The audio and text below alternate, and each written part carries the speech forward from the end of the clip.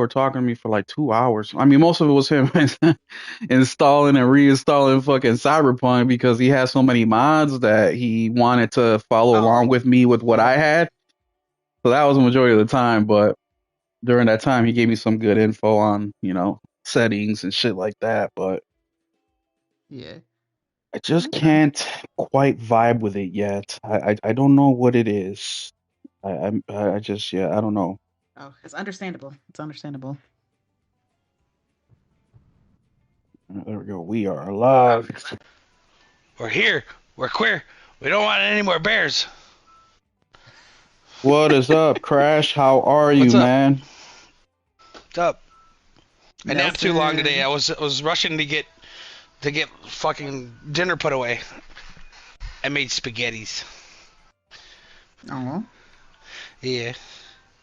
Kids have been bugging me all week. Bitch, you said you were gonna make spaghetti last week. We didn't have time. They're like, Ain't you're making spaghetti spaghetti quick? this week, Serious, right? man. I was taking a nap, and my kids woke me up, and they're like, "You need to hurry the hell up and get up and make spaghetti, bitch." And I was like, "Yeah." So they were my alarm clock. I don't blame them. Spaghetti's good. Am I cutting out? Did I lose people? What's going on? No, you good. You good. Okay. I'm just tweeting.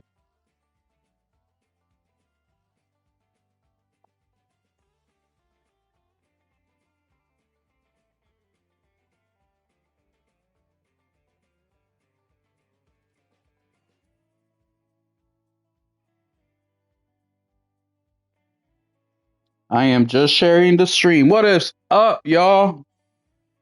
I'm just sharing the link, tagging Miss Morgan and Mr. Nelson. I'm just waiting to retweet. I just haven't decided what I'm going to use as a meme yet, or a GIF or whatever. It is up Children, and away go. now. It is up and away, and there we go. What is up, y'all, man? Thanks so much for hanging out. I know this isn't our intro quite yet. But yeah, Crash, I don't know what the hell's been happening with my PlayStation. It's been acting a little weird. A little weird the last couple about week or two. I had my my online notification thingy that shows if you're online or offline. That shows that I'm offline, but then I never turned it offline. So when I turn it back online, it doesn't set. So then I have to like restart it, and then it shows. And then today I try to stream, and then it's just not available. It's like just weird shit. And I was telling Morgan I didn't really understand. I take pretty good care of my stuff. I clean it every month or two and dust it down, and you know what I mean. So I don't know. I hope nothing is looming. But yeah, man, I'm excited to get back to it today. We got a pretty decent show for you guys today. We're gonna give you guys a few more minutes to come on in on this beautiful Sunday evening before work. Fuck. But hey, next thing you know, it'll be next week again, and we will have our times off. That's a good way to help me get through the week, because all Sunday, like, I'm driving home, I'm like, man, I worked Saturday, half my Sunday's already over. This is bullshit. And then Marcus said the same thing. He goes, "You'll be off next Friday." See? Kid is smart, bro. I fuck with that. That's looking at it from a positive angle. Positive point of view, yeah. Yes. What up, Dizzy? Dizzy Delta 88. You know, I love that number 88, Dizzy. I almost chose that number as my gamer tag / YouTube name, but I felt old, so I didn't. But I should. I need to accept who I am. The reality is, I'm getting old.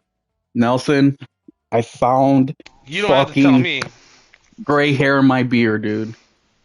I'm like quarter gray now, bro. I don't want to hear shit. I mean, I only got like 3 or 4 of them, but fuck. I got 3 or 4 in the very front. I went into denial about it. I was just like, oh, okay. Did you pluck them, Morgan? Did you pluck them? No, I kind of just tucked it away. Okay. I plucked mine. They I ain't dye gonna their hair. lie. My aunt was gray when she was 17. See, but that's cool. If you're like 19 with white hair and shit, like, yeah, that's fire. You know No, what I she mean? dyed it. I mean, as a girl, you don't want to be gray as a teenager. But fuck, man, when you're our age, gray means that you're old. I mean, Yeah, I you know. know, I am old. it's fuck. It I is mean, what it is. we're not really old. You know, we're We still are. young. We hit hopefully We're our middle aged. halfway. That's fucking Yes, old. yes, middle Put this age. girl, no girl in college want nothing to do with you no more. I wouldn't want really nothing to do much with a college girl, anyways. But Oh, there's something you'd want to do. well, yes, but you know, what I mean, fuck, man, it's just not. You know, I was thinking today, at my age now, it's how old my mother was when I was 17 years old. And I I know. always saw her as an old person when she really wasn't. You know what I mean? Yeah. So then That's I'm just thinking, you fuck, coping. That's the cope. That sounds like Xbox talk. it is. It is. Next thing you know, I'm going to buy my fucking Corvette. Like, come on, boys, let's go out drinking. Trying to Yep. fucking relate back to the You gotta young go out and buy days. a new Porsche. Not that midlife crisis. So. Yeah. No, I already did that. I already Midlife bought crisis a. purchase. I already did that with the PC. My midlife fucking crisis purchase right there. What is up? Who was that? I'm sorry, I missed the chat. Oh, it's just Dizzy. What's up, Dizzy? I already said hi to you. Yeah, man, today's gonna be a good night, dude. We got some topics for you guys. I'm just finishing up here around the house real quick. Give you guys a few more minutes to come on in before we get this party popping. Nelson was late, but he came in just in time. And we also have a special guest, which I can't wait to reintroduce. This will be her second time on the show. And I love it when she's here because she is a for real gamer. And I know I didn't share this topic, but it's the first one we're going to start with just because it was super hilarious to me and super funny. And it also goes with all the bullshit that I talk about any damn way. So we'll get into that one right away. What is up, Henry? But first, thank you so much for hanging out with us on this beautiful Sunday evening. Welcome to the State of Gaming podcast. I am your host, Will 777JP, with my co-host, Mr. Nelson Gaming Culture. And we have a very special guest, like I was mentioning, Miss Morghan. Morghan, let the people know how you've been, what you've been doing. Let them know how you became rich and you're buying everybody a PlayStation, and also what games you've been playing lately. Shoot, I wish. Whatever, everybody. So yeah, I've been having a pretty good time. The holidays have come to an end, and unfortunately, we all got to get back to work. Boo. But that does mean it's 2026, which is great because it's the year of some great games. We got like literally packed. I think I have like at least 3 games a month that I want to play, and then we end the year hopefully, fingers crossed, with GTA 6. So I'm happy to at least have made it to 2026. Let's hope I make it to the end. But as far as what I've been playing, I've been kind of all over the place. I usually am on during the holidays just because, it's so chaotic and I'm going back and forth between different places. So, I had the Portal with me. But for Christmas, I was playing Mafia 2. I usually like to play Mafia 2 just because I feel like it's a de facto Christmas game. The snow's falling in the game. So it makes me feel that holiday spirit, even though I was in Florida, so it helped seeing snow because I I really hate being debate like, myself if I like Mafia 1 or 2 more. They're both so damn good. they're both great, right? They're so close. I just needed to see that snow because I was just so pissed off to be in like Do you 80 get degree snow weather for where you're from? Christmas. You said what? You get snow where you're from? Where you live now? Yeah, Oh, okay. North Carolina. Yeah. Oh, my bad. I don't know what the fuck I was Yeah, thinking. the I was whole thinking state South shuts Carolina down. or something. The whole I've seen snow like 3 times. I lived there a couple of years. They shut the whole state down when they got an inch. Yeah. I was driving a Mustang. Becomes There like was a statewide cars. emergency. Yeah, it was crazy. There was cars. There was 1,000 cars in a 3-mile span in the ditch, and I'm driving a Mustang. Like, what the fuck's wrong with y'all? That's accurate though. That's accurate. It As is. soon as any kind of I ain't never seen- precipitation hits the ground, we can't drive. Like Dude. it's just It's happens. fucking crazy, dude. I'm watching cars spin right by me. I'm driving a Mustang. You ever drive a rear-wheel drive muscle car in the snow? And I'm having no issues, and these motherfuckers are flying all around me. Like, Like I'm in a Daytona crash, dude. Like it's fucking wild. Yeah, that's It's how it is in accurate the though. South, dude. My corporate Yeah. for my job is in Georgia, so I mean, when it gets 40 Oh degrees yeah. out there, they shut the whole shit down. So trying to get anything Yeah. from them is a pain in the dick. I'm like, bro, 40 degrees, we out here wearing shorts, my guy. Like, I'm going to the grocery store with shorts and a t-shirt, like no jacket, no nothing. Like, we ready. Anything above Exactly. zero is good. You know what I mean? But yes, the I love gaming on the holidays and Christmas for a lot of different reasons. Time off, a lot for me mainly. You don't have to like, oh shit, I gotta go to bed. You know, I don't none of that bullshit. And also, I don't know, it's just I think nostalgia carries a lot into that too, because Yeah. you if it feels one of the few times of the year where you can, most of us, I think all of us, since we're gamers, we grew up, open up the gifts, you got a game, maybe even a console, and you would just be gaming. And I think that that's still attached to us all these years later. So yeah, I Absolutely. agree 100%. Nelson, did you get any gaming in this last week? A little bit. I've been playing a little bit of Red Dead. Ooh, And Red then Dead. my usual. Yeah, I want to take advantage of it since it's on Plus because I'll buy it later on disc. Mm-hmm. I've wanted a PS. I wanted 60 frames per second. I didn't play the PS4 version because I'm like I want 60. Now I Oh, got an you opportunity. talking It about the runs first smooth. one? Yeah, the first Oh, one. my bad. I thought we were talking about the second one. Yeah, the first one is. Mm-mm. It actually looks like an No, upgrade. yeah, it does. It looks better. It's a lot smoother. It's less clunky. It's still a little clunky, but that's just the way games were back then. But it runs a lot smoother. It's more fluid. It's a little brighter. It's a little bit more shiny. I need to get back to it as well. I've never played the first one. I played the second one. The I second played the one second took one me. twice. I got like 400 hours in that game Yeah, the second between one took me Xbox and actually PlayStation. a few starts before I actually dug in and played it. And after I The first did, fucking 3 hours is like, my god, let's get through this now. well, what about you, Morgan? Have you played them? No, no, I haven't. You haven't played Red Dead 2 either? Oh wait, oh you talking about Red Dead? Yeah, I Yeah. played Red Dead 1, and I have like 300. No, I have like 500 hours in Red Dead 2. I love it. Mm. I'm waiting on the new this current gen update. I don't know what the hell Rockstar is doing. Like why they won't give us like an update Yeah, or charge shit. 10 Give bucks. us You a need money remaster. for that's easy. That's Something. e-money. That's easy money. Just give me the 60 Yeah, I'll pay FPS for it too. update. I want it. I want it terribly because I want to do another playthrough. I've done like 12. I want a reason to do another one. Give me the 60 FPS patch, especially now that we're, you delayed GTA and we're waiting. Give us something to, hold us over until it's GTA 6 time. Like, come on. No, I really don't understand what the hell Rockstar is doing what you with Red guys Dead 2. what you guys are talking about, the easy money part, there's actually a topic later on that I'm going to bring up that you would think it's easy money too, and you're going to find out how petty these fucking developers and publishers can be at times. I can't. That's one of the good topics, in my opinion, that we're gonna get into. But I've been doing nothing but gaming Star Trucker, man. This fucking game is addicting to me. I haven't played anything else. It's kind of depressing at the same time. Some of these people in the game that give you missions set you up for fucking failure, and it pisses me the hell off. But either way, and what else? I actually put on Shadow Every of time I've been on Mordor. this week, even during your lunchtime, I'm like, this motherfucker's driving truck Yeah, I'm just all week trying to. long. So it's an addictive game like Power Wash Simulator, where it kills time like crazy. You can listen to podcasts, music, whatever. You don't got to think too much. So it's one of those.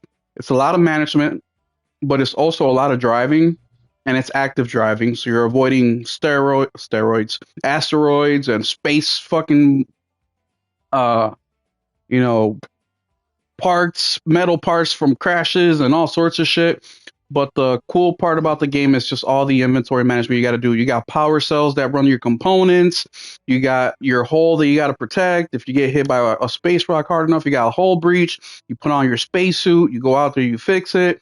You go out, get some space junk, resell it.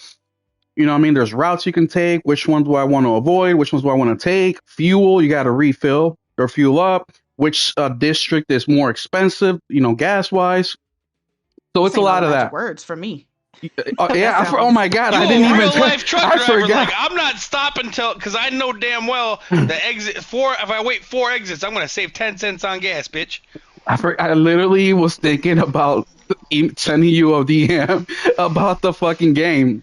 I just didn't. Yeah, because it's been on my radar, but I didn't know because I haven't looked at the gameplay or anything, so I didn't really know what it was about. Like I've seen Hmm. the trailer and it looked interesting, like kind of a truck sim, but I didn't Yeah. know everything that it was doing. But this that sounds right up my alley. I've been playing Yes. another game that's right up your alley too that I've seen you play, the fire truck or the Oh, fireman yeah. simulator. You know what? I Yeah, saw you and Nate play that bitch, and you guys yeah. are lucky as fuck that I had to wake up early in the morning because I was literally gonna hit y'all up. I've been begging people, like, who wants to play this with It's me? so I fun. know it is. Like, Nelson will never get it. He will never understand it. He sees it as work after work, but it's not that at Yeah, all. it's not, man. It's not. Like, It's if I so can fun. work with a controller in my hand, that would be the dream. But unfortunately, it's not. But Mm-hmm. anyways, yeah, check out the gameplay. And the other kind of wrench in there is you're in outer space. So Yeah, there's yeah. no gravity. So the way that you brake and turn and all that, there's another element to that. So it's not as, Oh shit. I guess, like that other trucker sim. I forget what it's called. Mm-hmm. Whatever. It's not like that because you do have the outer space element to it. But yeah, check the gameplay out. It was on Okay. sale. I got it on sale for $17. I think Yeah, see, it's regular on sale. price. Yeah. So yeah, but if you do like the gameplay, I definitely recommend you check it out because it hits all those things that me and you like. But either way, Okay. I've Okay. been hooked on that damn game for the last week. I think I got close to 30 hours on it. I then now decided to focus. Now that I've upgraded my vehicle to a point where I can make money in more ways than just delivering shit, uh, I've been focusing more on the main kind of campaign, even though there really isn't. It's just little missions that you do to push the story along. So I've been focusing on those more. Where in the beginning, I'm really just trying to hustle and make money so I can upgrade, get the upgrades. But either way, we're moving past that. So that's what we've been gaming on. The next month or two are looking big in gaming. We have so many games that are coming out, and it's an exciting time for us gamers. It really is. Every year, people like to say that this year in gaming is stacked. This is going to be the best year ever. I've never agreed with that. I really haven't. But this is the first year where I do agree with that. I do agree that this is going to be the big year in gaming. And there's also more than just games coming out. The first topic I want to talk about are cheaters in gaming. And not what you may be Start right off thinking. with PC. No, not PC. Well, maybe PC. But there's this e-sport fucking team that just dropped out or got disqualified from whatever championship game series that they were playing because one of their teammates, this girl that was very popular online, got caught not playing the damn game. She would have another person play the game for her over Discord. And they found out because they were looking at her hands and the movements were matching what she was doing. And they ended up finding out that she's actually never played any games before in her life. And the dude who was playing for Yeah. her, he himself was actually a pretty good player and was part of different teams. So this girl got obviously disqualified. The owner of the league is going to sue them. And you may be asking yourself, how did they not catch this? Well, the reason they didn't catch this is because whenever they would have team meetings and practices, she never had to show up. Why? Because she was popping online. So they figured she's that popular online. She's got to be a good gamer in real life. Therefore, she don't have to come and do team practices. She don't have to come and hang with the boys and talk strategy because she got it like that. Well, she never even played a goddamn video game. And this is something that we've seen this console generation specifically, where we have, and we saw that with the Xbox. I mean, Morgan has it in her name, the Xbox ambassador. We saw it early on where you had all these Xbox ambassadors that were supposed to represent the brand, but they weren't even playing the fucking games. They would have their boyfriend play it or somebody else play it. Morgan, starting with you, why do you think that this is so prevalent in today's world? What is it about now that we have so many people faking the funk as far as I'm a gamer, so many people faking the funk on YouTube where they only play 500-600 hours, but yet they have these gaming podcasts that are super huge with a ton of subscribers. What is it about these fakes in today's world as far as gaming goes? And are they hurting us or helping us?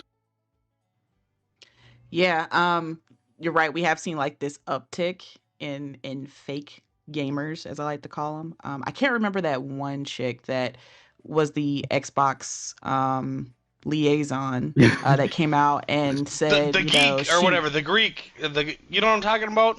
I thought she was like Australian or She some made shit. that. She um made that commercial. Yeah, she's New Zealand. yeah, it's like they keep coming out and Something it's the this Greek. yeah, You know what I'm yeah. talking about? Yeah, I know what you're talking about. And it's just it's been prevalent, but She's got like an I $8,000 understand. 8,000 gamer score, which you can get in like Hmm. 2 months if you're really playing. Yeah, you can get that immediately.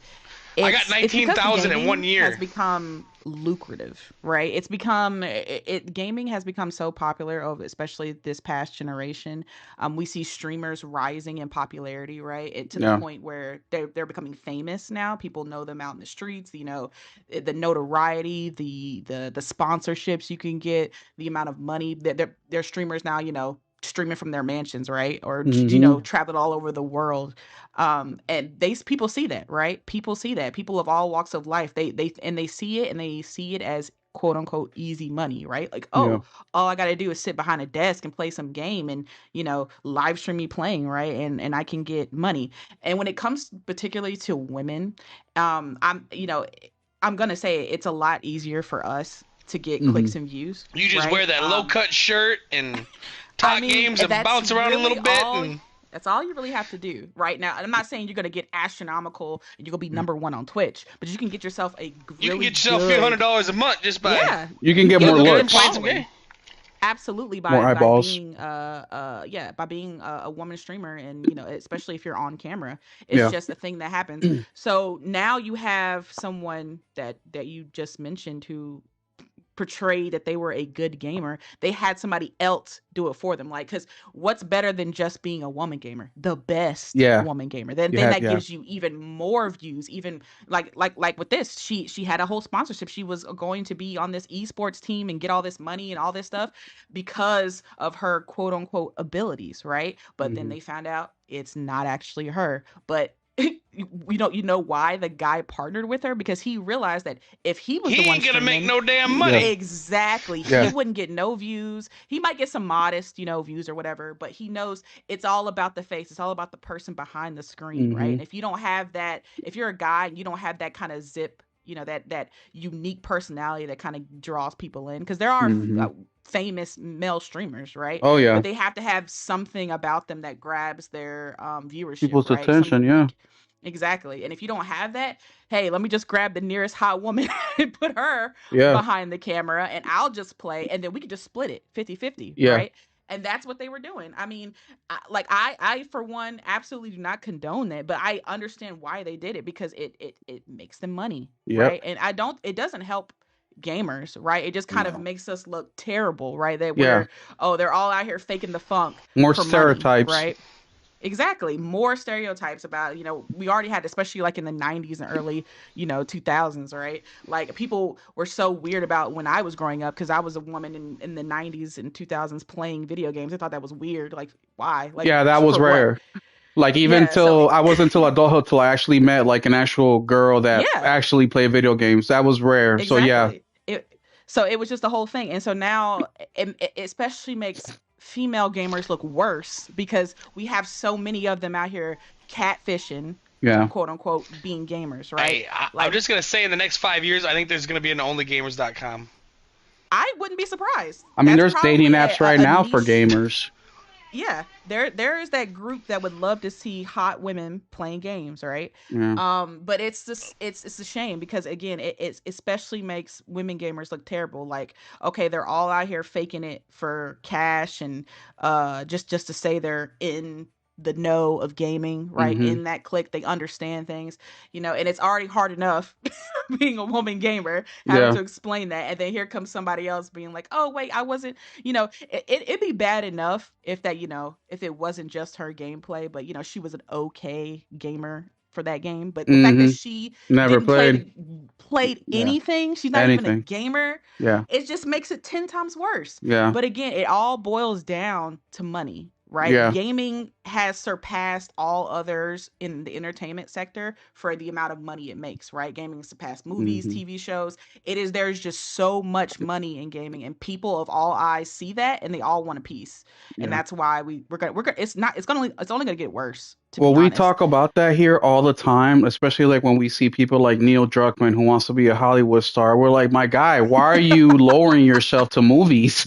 Like, you're Yeah, in the thank gaming God More he money, industry. actually more removed money. himself Plus, from you can that. make 5 movies in the time it would have taken to make one game. Exactly. I Well, was Yeah, actually, so but happy for him, when probably he 10 fucking movies, to be honest when with yeah, he you. but made that announcement that he's removed himself from HBO. I was like, good. Get back to what your actual job is. yeah, it's like, but like Morgan said, I mean, gaming is bigger than movies, sports, music combined. You know what I mean? This Yep. is the industry you want to be in. This is I was just watching Avatar this week. I played less games because me and my son, I let him stay up past his bedtime a little bit, and we watched Avatar 1 and Avatar 2. I'm probably going to take him to the movies to go see Avatar 3, but just hey, put the games down, watch them with my son, and I'm telling my son about the technology behind this fucking movie, and gaming had a lot to do with it. You know what I mean? The physics, how to work that, how to implement that. It all came from gaming. I consider gaming to be like NASA. Like NASA does some crazy mission to outer space and they need a fucking pillow that can fold into the size of an inch. Therefore, they create the technology, and next thing you know, 10 years later, it comes to the general populace where we have the fucking whatever specialty pillow. And going back to the actual topic in hand, the thing that frustrates me the most, and look, I've been in sales. Like I was telling Morgan, I was in finance, which is basically sales for the first half of my life. Then I transitioned to retail operations, but it's still sales. And I always loved having women employees under me. Why is that? Because everybody likes women. Men like women like women. And just because you're a woman doesn't make you good, but being a woman can sometimes go either way, become very difficult for you, or it can open a door. But if you have a good foundation, a good team around you, people that respect you, and you have a smart, intelligent, They're less decent threatening, looking too. woman, yes, they're way less threatening. They will succeed. And I can understand why a female gamer will have way more popularity than a male gamer. And I'm okay with that. But the non-gamer part, faking the funk, is a fucking problem. And that pisses me off. Whether you're a male gamer or female gamer is completely fucking irrelevant to me. And it's just very frustrating because we already get called all sorts of crazy names, right? We're the fucking losers who live in mom's basement playing games all day. And it's like, no. Every single person here has a family. We all have our own houses. We all have our own careers. Like I know guys that are engineers. I know guys that are fucking HVAC techs. I know guys that are fucking lawyers. All sorts of people from all over the world that like gaming. I know rich people, I know poor people, but we all love gaming, so we come from all walks of life.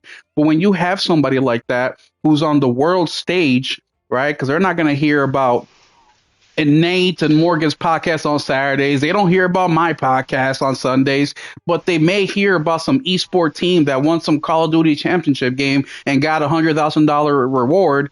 They may hear about that, and the next thing you know, breaking news: this player is faking the funk, or this player is cheating, or this. Now you're bringing bad publicity to gaming, where we really should be out here educating people, welcoming them in, expanding it, making it bigger, and it just sucks. It's terrible. But I thought it was hilarious, so I wanted to start off with that because even though it does piss me off, it's still funny because it doesn't surprise me.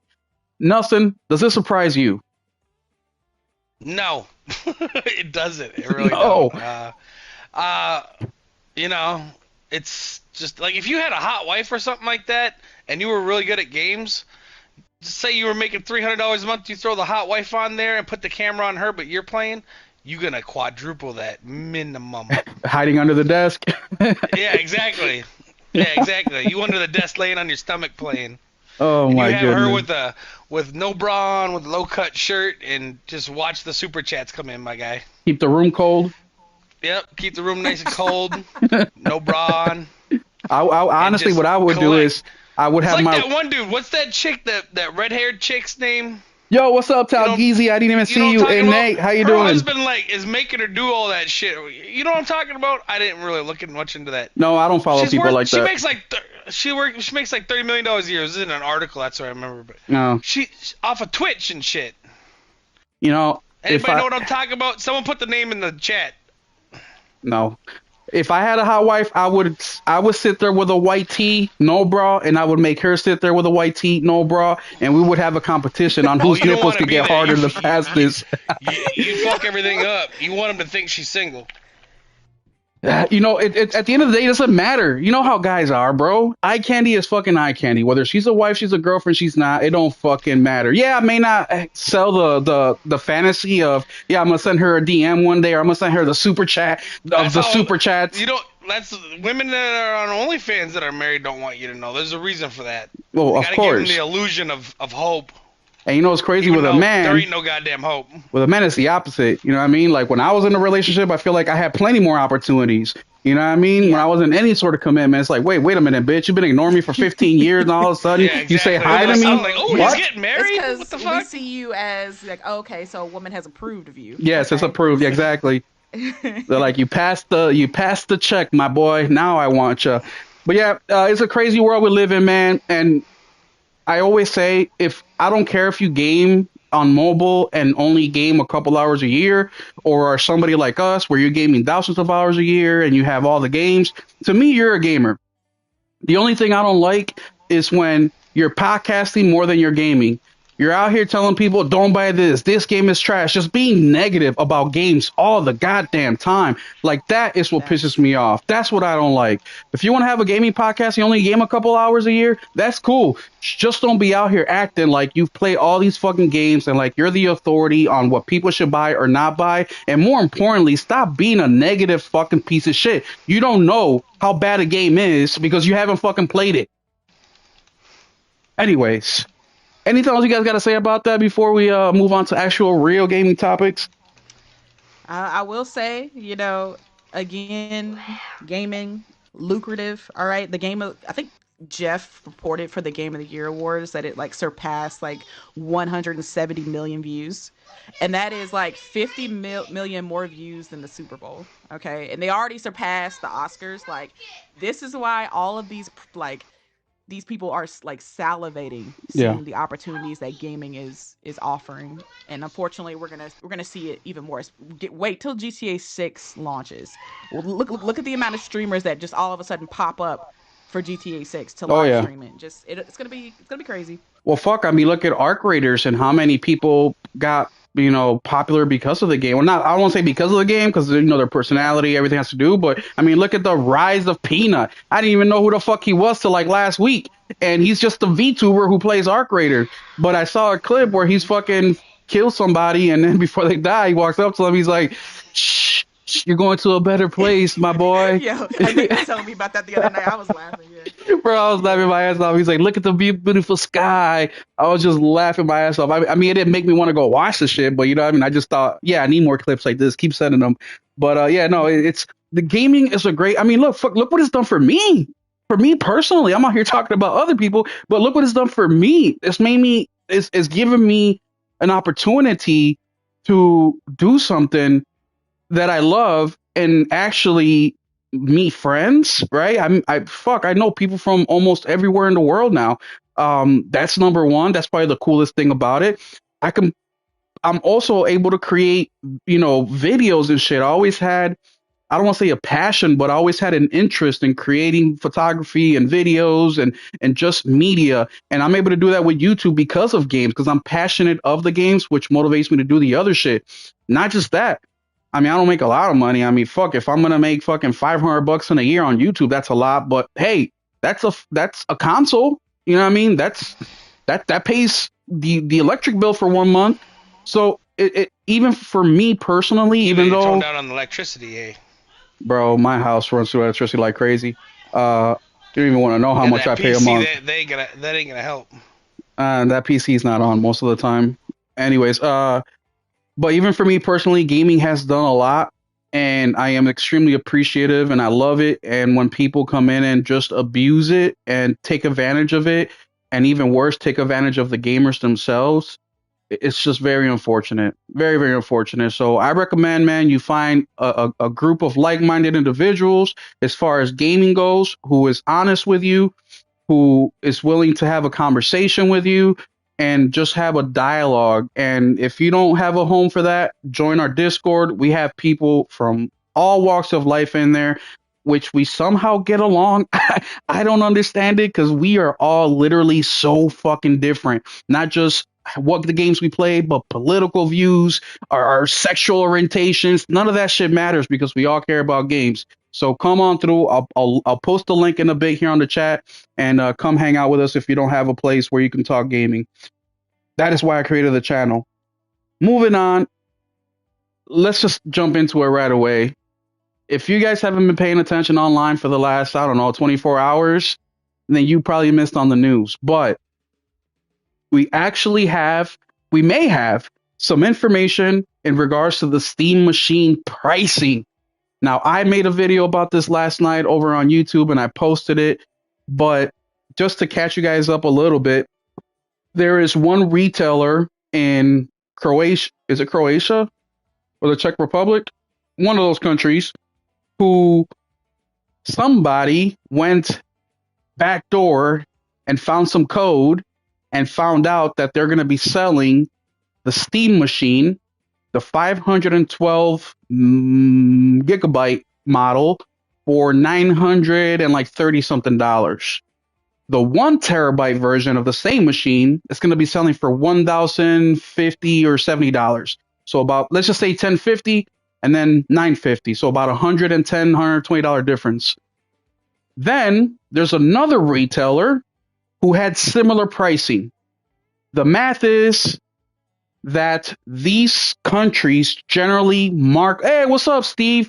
These countries generally mark up their stuff about 15% versus what we do here in America.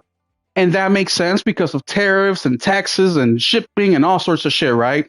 So if we take that 15% down, we're talking right around $9.99 for the 1 terabyte version of the Steam Machine, or $8.99 for the 500 gigabyte version of the Steam Machine. And that is where that number came from. That is where that information is coming from. In the video, I stated that take this with a grain of salt. We still don't know. Steam hasn't said anything yet. But with the cost of RAM, the arguments that people have been having about the price of this thing, it kind of makes a little bit of sense.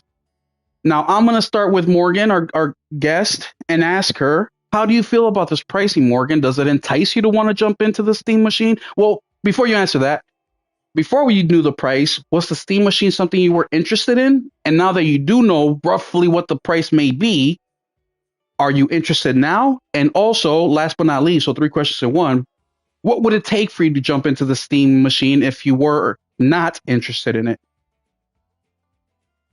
Okay, so you know that I am a indie lover, all right? And Yep. a lot of the, indies that interest me and, look really enticing, doing some interesting, quirky things, a lot of them are exclusive to Steam, right?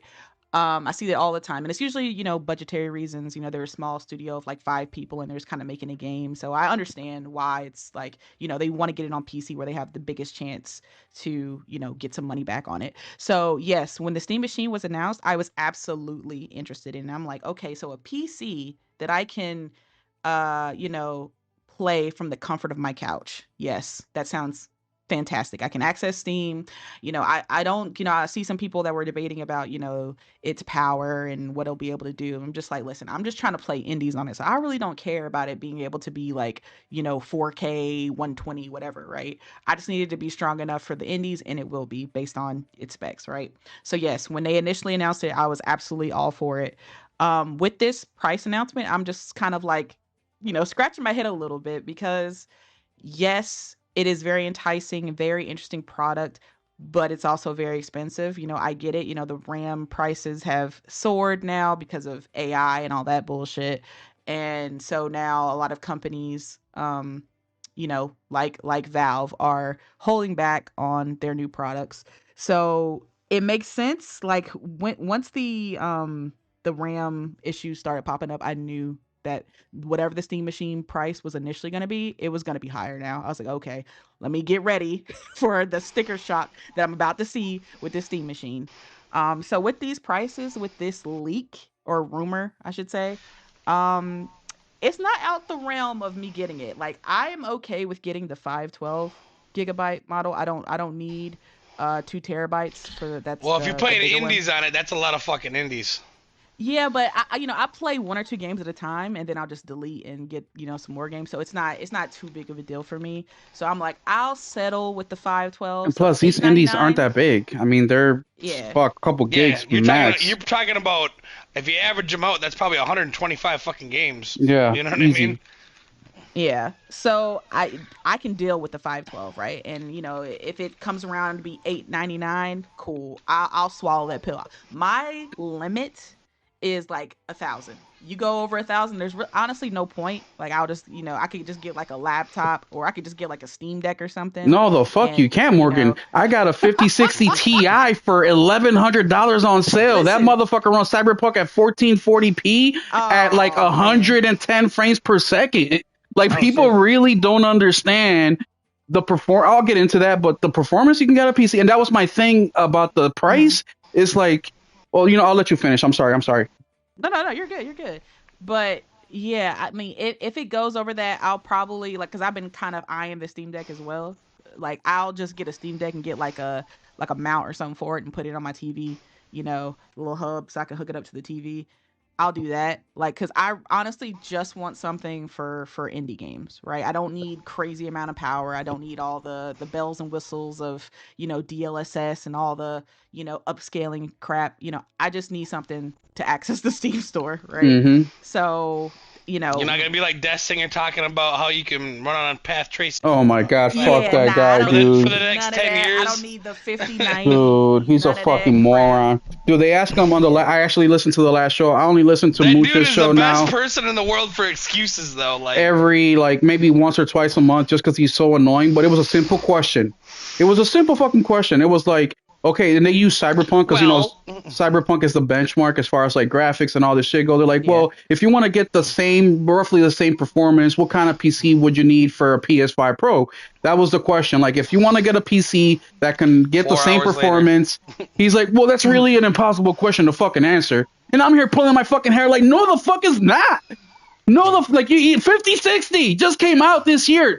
Throw that in there. Throw the cheapest whatever fucking memory or fucking card, not card, GPU you can find or CPU you can find. Throw it Just in say there. 12 to 1400 or 16 to Exactly. 8. It's like, It's fucking. It's a oh range. my We don't need an god. exact dollar But amount. my comments on the podcast was this dude's fucking PC nuts are so far down his throat that instead of telling you how they taste, he's out here starting off with how many veins he feels first. It's like, bro, just fucking say the taste and that's it.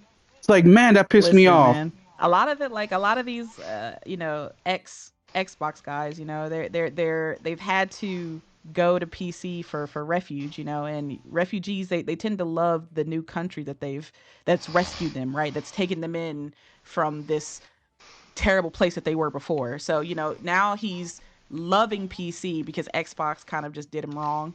So that's a lot of Xbox dudes now. They're kind of acclimating to Hmm. the PC lifestyle and really hammering down on how great it is. So yeah, I don't expect much from those guys, to be honest.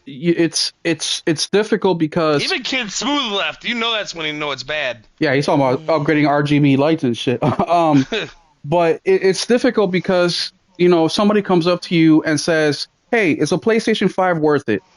You're not gonna sit here and fucking give them a history on video games and Yeah, why it's a it's yes or better, why no, it's just like yes or in a a quick brief synopsis of yes. why or Yeah. why not. Yes, and then you may even bring up like, look, you have an Xbox as an option, you have a Nintendo Here's your Switch as an pros, here's your option. cons. Bam, bam, bam. Mm-hmm. Real fucking simple, right? But what PC dudes tend to do is they want to. I know why they're doing it, right? They want to elevate the platform so fucking high to make it seem like I'm special because I'm playing here and I've invested so much money to play here. But what they're doing is they're fucking pushing people away, like me. Right, I kept away from PC for so fucking long because I just thought it would be the most complicated thing on earth. And after shout out to Innate, after spending a couple hours with Innate, he broke it down to me like a toddler. You know, like I'm the toddler, he's the adult showing me how to grab a spoon, pick up the food, put it in my mouth. Like it's not that fucking complicated. You know what I mean? You have resources, you Hmm. have Google, you have friends, you there's a lot of things you can do, and it just makes me so mad because they're pushing people away from something that they may enjoy, right? But the thing with the Steam Deck is I'm out at that price. I used to be. So the argument before was if it's 500, 600, maybe 700, I would Hmm. go in. But now the reason that I'm out is because I just spent 1,100 bucks on the PC, and for that price, that's like spending another or buying another PC when it can't do all the shit that my PC can Yeah. do. So I am completely out. But for those of you guys who are still contemplating it, if you're kind of in Morgan's situation, so what I would tell Morgan, because she's like, well, if it's too expensive, I might get a Steam Deck, and I just want to tell her that I recommend that the Steam Deck is $300-400. A dock Yeah. is, I think it's less than 100. I think it's like 60 or 80 bucks. I think Um, it'll be able to run I'll, all your indie games really well. The the only problem that I found, or not even for me, but my son, because my son's the one who plays this. I got the PC mainly for my son and for editing videos, but it's that you eventually outgrow it. And what I mean by that is there's going to come a time where you're going to want to play a game that's going to turn to 2, 3, 5, 10 games that you really want to play, and the Steam Deck isn't capable of playing them because you need mouse and keyboard function or Yeah. something along those lines. And now, and in the beginning, it'll be fine because there's just so much other shit. But you know how we are as gamers, did I where tell you? there's a game we You want to know, play, we want to fucking play it now. Yeah. Go Luke, ahead. Luke has a fucking keyboard hooked up to the PlayStation now because he thinks it's the coolest shit in the world that he can play on a keyboard on the PlayStation. So that's what he plays Minecraft and a squirrel with a gun on now. Well, a lot of games on Roblox, because remember, Roblox is a platform That's that, banned in my house, so I don't worry about it no more. but there's a lot of games that the games you can only play with keyboard and mouse. You can't just play with a controller, and that's what I think that was part of the reason that took PlayStation and Xbox so long to get Roblox on their platform Yeah. because they had to figure out a way to get the gamepad to work on a lot of these games. And even then, it's still not perfect. Like for example, there was a game my son was playing where you pop balloons and shit, and then fucking eggs come out, and then you grab them, you plant them like a flower, and then dinosaurs come up, and you race the dinosaurs. Fucking crazy fucking game, right? But you instead of pushing X to pick up something, it would be like R1 or the right on the D-pad. It's just a fucked up, Conversion layout. method. Yes, yes. So for a 8-year-old, 9-year-old, 10-year-old, they don't give a fuck. They can play it. They'll figure it out. But for us old bastards, right? We've been used to pushing square to grab shit or X to grab shit or X to jump. We're like, wait, This ain't right. this ain't right. You know what I mean? So then it becomes a little bit more difficult, and that's where I would warn Morgan a little bit when it comes to the Steam Deck is that they're doing a great job of getting more and more games verified, but all it Hmm. takes is that one game that you really Yeah. want that you're like, okay, this is the layout is all fucked up. I can't stand it. It doesn't look good. It's not running good. And then that's where you might want to make the jump. But my experience with my PC so far, is I haven't really been playing it. I haven't had the urge. I haven't had the motivation. Like I tried it, right? I Hmm. played with mouse and keyboard. It's just not clicking with me. I do think that the mouse is pretty cool when you're playing, but after 10, 15 minutes, that coolness goes away. I play with the DualSense. I play with the Xbox controller. It's just not sticking with me. I don't know what it is. Hmm. There's games that you can only play on PC. Not that many, by the way, but there's some like Dune Awakening, which I love the Dune movies. I love the Dune IP, and I am having a really, really hard time justifying a $50 price for a Steam game, which is crazy to me because I dropped 70 on way shittier games on PS Plus. But for That's some because you don't want to reason, go through the work of turning that bitch on. and it's not that hard. I have a pre-built. I log in, I double click on the fucking game, it starts up. There's so many like I have an HP Omen. The HP Omen basically has its own app. They got rid of a lot of the bloat that comes in most PCs, so you can just use as much of your power as you can. But as soon as I click in, these games will say, okay, you have a 5060. These are the recommended specs. You can fuck with them. So it's not even that complicated like I thought it would be. It's actually, I mean, it's almost as plug as play as you can get with PC now. But it's just something about the whole online Experience. experience that I'm just not vibing with. Now, I did get a little bit of that when I got my very first Xbox ever, which was the Series X. When I got the Series X 3 years ago, I did feel like, oh, this is weird. The controls weird. But after 20 minutes of playing fucking Gears of War and the game hooked me, I got over it. Same thing with a Nintendo Switch. When I first bought that bitch in 2020, I'm like, this is tiny. This is like, I don't know. But then I started playing fucking Mario Kart and I got over it. I just don't know if there's a game like that or that I have hit yet that would make me feel that way. I just don't know. I haven't been vibing with it. But either way, Nelson, what do you think about this price point for the Steam Deck? I think it's probably pretty accurate because I think before all the RAM shit came around, I figured 7 to 900. So now it's probably in the 800 to 1,000. You know what I mean? In that range. So let me hold on. Let me catch up with the chat. I do not want to ignore the Maybe chat even today. 1,100. Henry Heck and We'll see how Nate. bad the RAM issue gets. It's gonna get worse. So Highlights of the whole stream. So I'll do that for the home. Okay, they haven't really said much. And Nate says, yeah, it's got to be pre-built these days, but it can still be done these days for now. Xbox refugees on that BS. Yes, Nate. Um, Let me go back to Morgan because when I originally saw that price, so what I thought about the Steam machine, the GameCube originally was that if they're going to invest millions of dollars to come up with a machine like this, they probably want to sell a decent amount. Now, I'm not saying they want to take over markets, like they don't want to, compete with PlayStation or Xbox. I actually think this is a niche thing, right? So I'm not expecting them to sell 20 million of these things, but I do think that they have a goal of selling maybe 10 million in the next couple years. I I think don't think that's they're gonna do it. no, that well, I was going to say that 5 to 10 million, I would think is the expectation. Why do I think that number? Well, the Steam Deck has sold 6 million up to now, and that is going now on this fifth year. So I would think that with this thing being 4 or 6 times more powerful, that they would want to get more out there. Morgan, do you think? Oh, and before I pass it to Morgan, now that we know the price, if that price is true, I think that they will do 500 to a million at best at this price, which I don't think they want to do that. I really don't. You're not going to spend millions and millions of dollars to just sell 500K to a million of these things. But either way, that's my opinion. Morgan, what do you think? Do you think that with this price point, if it's true or if it's real, that this is going to do what Steam's goals are? And we're guessing on that part too because we're not certain. But do you think it'll attract the people that Steam thinks it will, or is it too That high? that's the kind of the question that I've been asking myself too, because it's like I know there are gamers out there who obviously want to get on to PC, right? But maybe are like me and is kind of apprehensive about it. And this is kind of that way if you're a console gamer to kind of, dip your toe into PC gaming in the comfort of your own couch, right? It's a form factor box where you don't have to, configure and do anything and, mess with PC settings. It's got the Steam OS installed, it's just ready to go, things like that. Um, I think if they hit that like 6 to 7 or 800 price point, they could probably sell buckets of this machine, right? I think they could do They very ain't well. gonna though.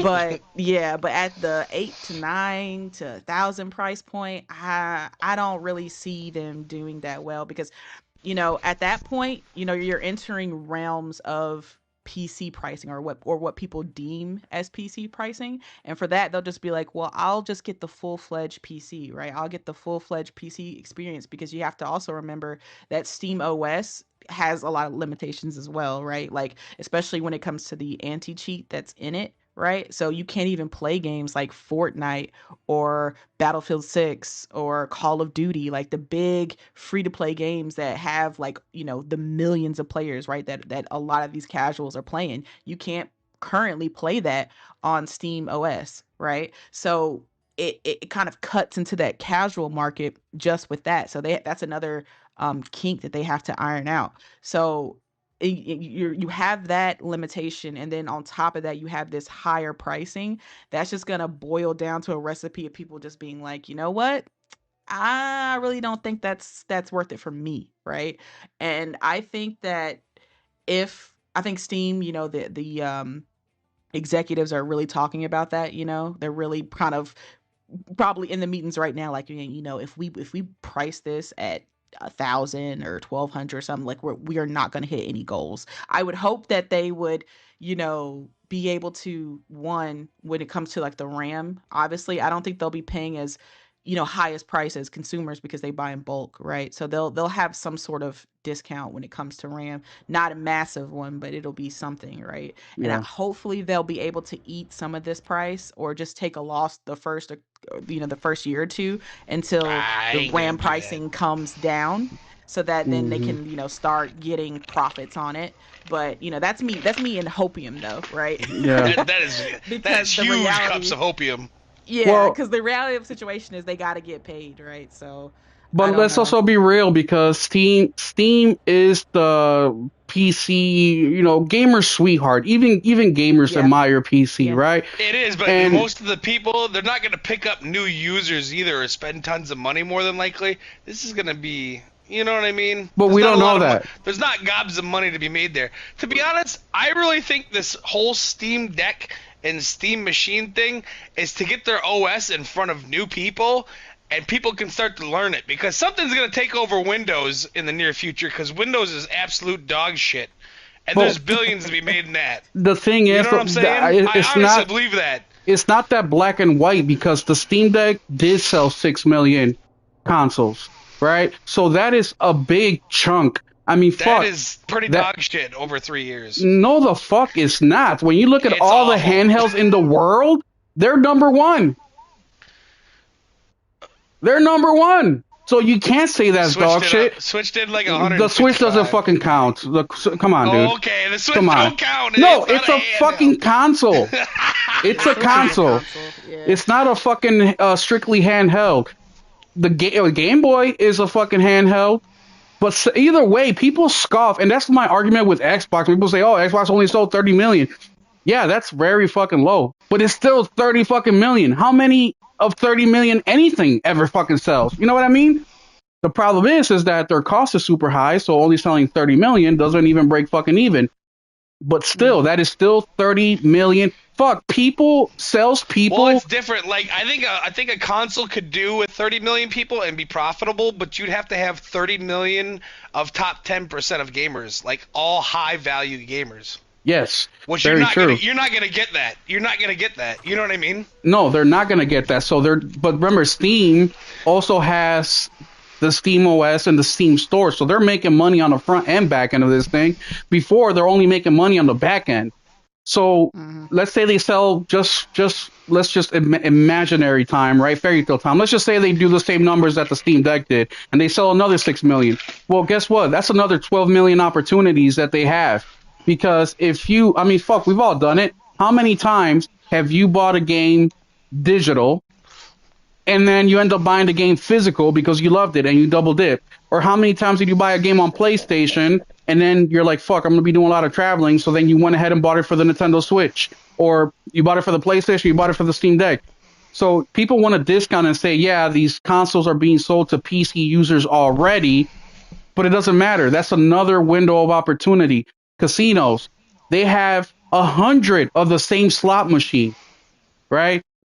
Restaurants do it all the time. They have the same burger, but they'll take the pickles off here and they'll label it as the number two instead of the number one. These are all little sales Yeah, the tactics that deluxe are work. not the deluxe. One's So, got onions on it. and people also You know what I'm forget saying? they still invested millions of dollars to create this fucking thing. So to say on one side that they're going to take a hit just to sell the thing, I don't think it's feasible, right? One, because they don't need to. But at the same time, Steam is the darling. Steam is making more money than anybody out here per minute. Why not? Valve actually makes the Or most of Valve, I any mean. company in the on the planet per employee. So there's By arguments. a long shot. They smoke Microsoft, all of them. There's arguments on both sides of why or why not. But what I will say is, if they keep this pricing where we think it's going to be at, I think they're setting themselves up for failure. The number one thing that I looked when I went into PC and Steam was what are exclusives that I can only play on PC that I can't play elsewhere. That's the first thing that I did, and I couldn't find that many. So I think that if they're gonna release this thing, they need to come out with software like Half-Life 3 or some sort of exclusive to really drive the Yeah. sales. And I don't want to hear that they don't care about the sales because what business doesn't care about the fucking sales? Let's be real. Yeah. Yeah. But They made this Morgan, for a reason. They made this yes, for a reason, right? I This really thing think because the the biggest thing though is to spread their OS, but that's me. Yeah, because they had that original Steam machine back in the day, and it just didn't really take off. And there's not many businesses that will try again, right? Well, where a product will they'll send a product out, it'll fail, and then they'll try again years later. That's very rare. So there's a reason. There's like you said, they're spending millions of dollars in R&D to get this Steam machine I'm out. telling you, I've always had this theory like, why does everyone buy Windows? Because I don't know how to use anything else. And it comes with the Yeah, computer. If they asked me if I knew how to use something else, like literally anything else, and I knew how to use it, it was an option to come with a computer, I would choose anything else. but there is There's no not that option that comes option. with a computer. Exactly. And also, people, like, it's already overwhelming enough you getting a PC. That's why I was telling you earlier about your kids. Like, buy them the PC, even though you may not like it, but it's the future. Even now, at work, if I don't have a PC, I'm unemployed, right? So that's just where the future's gonna Well, go. work can supply that shit. I mean, they supply some things, but the point is, I gotta know how to use it, right? They're not gonna want to train me on Well, how to do basic shit on PC. They need me to. that's what They high need to school's teach for. me. No, high school only takes you so far. They're not My kids teaching have a you. tablet at home that they bring home every damn day. Do your teams know? Do your kids know how to use Microsoft Teams? Do they know how to create a I don't fucking know. Excel sheet? No, they don't. I don't either. They won't learn that to high school. And how much shit did you learn in high school? Not much. You joined the fucking army. See what I'm saying? So the Yeah, point high is, school is kind of useless. it Yeah, is so is extremely college though, useless. but that's But another still, story. yes. But I forgot where we're going. Steam. Yes, the iOS conversation is very tangible and very real. But that's just two things can be true at once. I think that yes, they could be making this to expand their iOS, but you cannot say in the same breath that yeah, they're doing this for the iOS and at the same time say that Steam doesn't care how many they sell. Like you Well, yeah, cannot because the say less you that. sell, the less people that are gonna know how to use it. Still, Exactly. So you can't say that in the same fucking breath. So yes, they do want to sell a lot of these things. They do want it to be successful and they do want to get a return on their investment. Morgan, I was all in to this thing if it was going to be at $500-$600 before I had a hmm PC. Now that I right. have a PC, I need it to be 400 for me to be all Oh in. shit. So I'm obviously Yeah. out, right? Yeah, just they not yeah, going that just low. Yeah. But you said your numbers, but let's be honest Mhm. here. Let's take a look around the world because the PlayStation 5 is at 85, about to hit 90 million probably this year or halfway through the year, Oh yeah. and they're at 550, they're $600. already at 90. They hit 90 the other day, I So, think. or whatever the next benchmark is. So, in 100. order for this to attract, your basic everyday gamer, Mm-hmm. what number do they have to be at? And can they get there?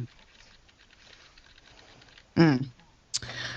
The everyday gamer, I Your think, casual. yeah, you're casual. I think the max they could go would probably be 600 Yeah, for the casual. I agree with that. I think they'd be willing to pay that, a little bit extra than what you pay for consoles just because it's Steam. It's Yeah. getting your foot wet into PC.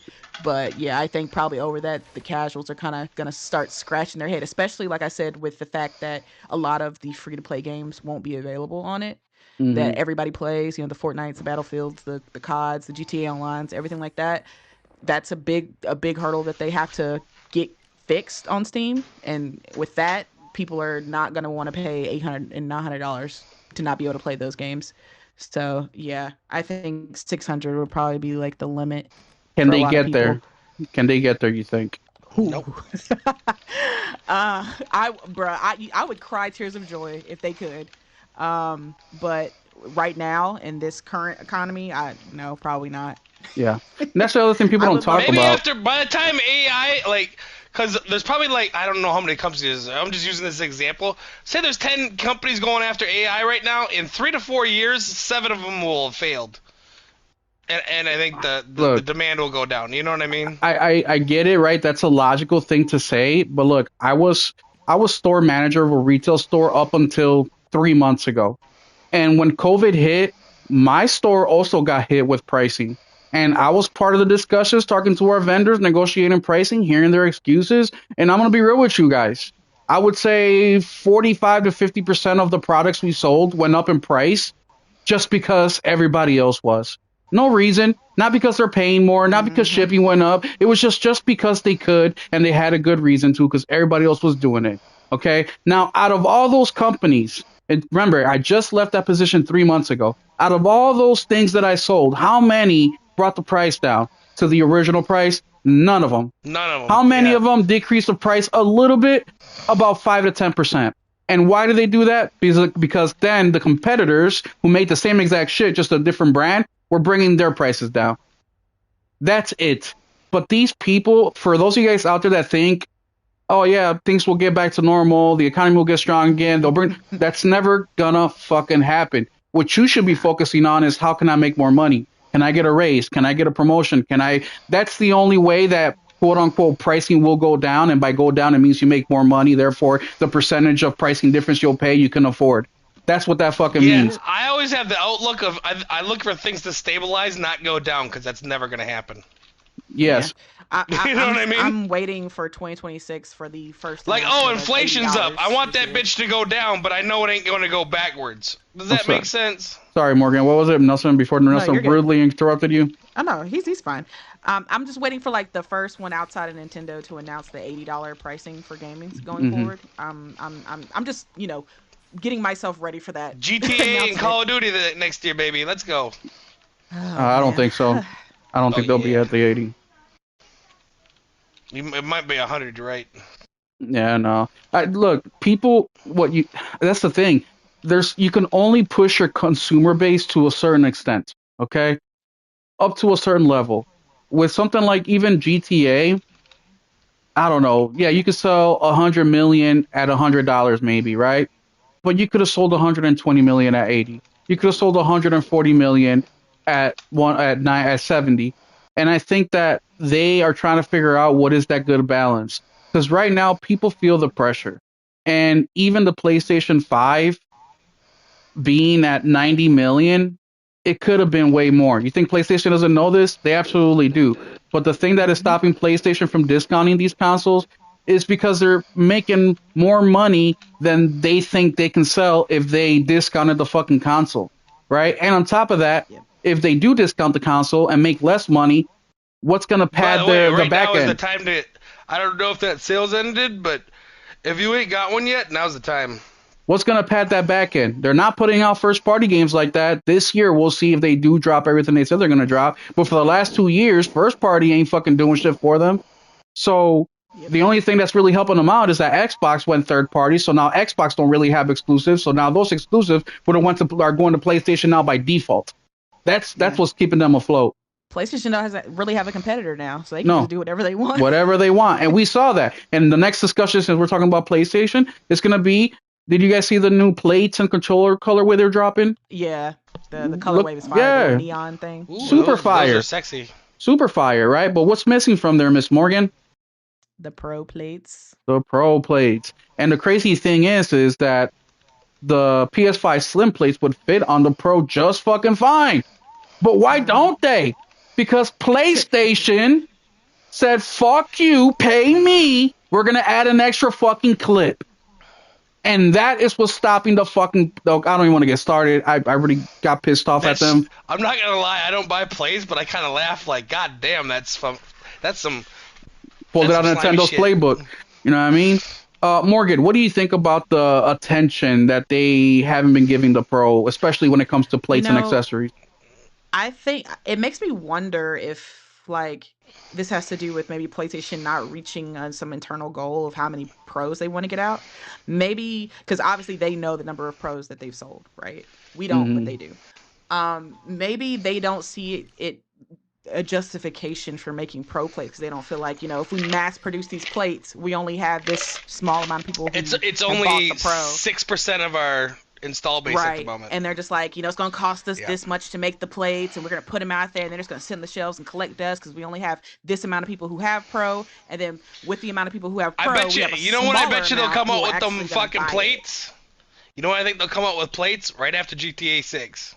Yeah, oh yeah, they'll absolutely be making that because You know why? they have the marketing rights, the everything with that. It's They'll have not the just best place that. to More play people will be GTA. going out to buy pros. A lot of these Yeah. PC dudes, people that have been waiting, people. You know what Yeah, I mean? absolutely. Because the Pro will be the best place to play GTA 6, and so Yep. they'll Yep. have that branding with the Pro.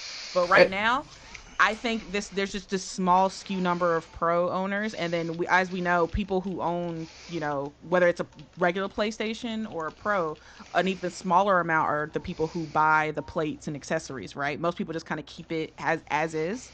And maybe buy another controller if they need it, or if one breaks, or if they need it for somebody else, right? But not a lot of people buy the custom plates and things like that. Well, So you Henry have to Henry brings no up go a ahead. good point. He says here, um, he brings up a very good point. He says the Edge was a top accessory multiple times, yet that didn't get a colorway either, except for the black. Yeah, the black, yeah, and So then I the anniversary edition. anniversary edition. So I just don't know.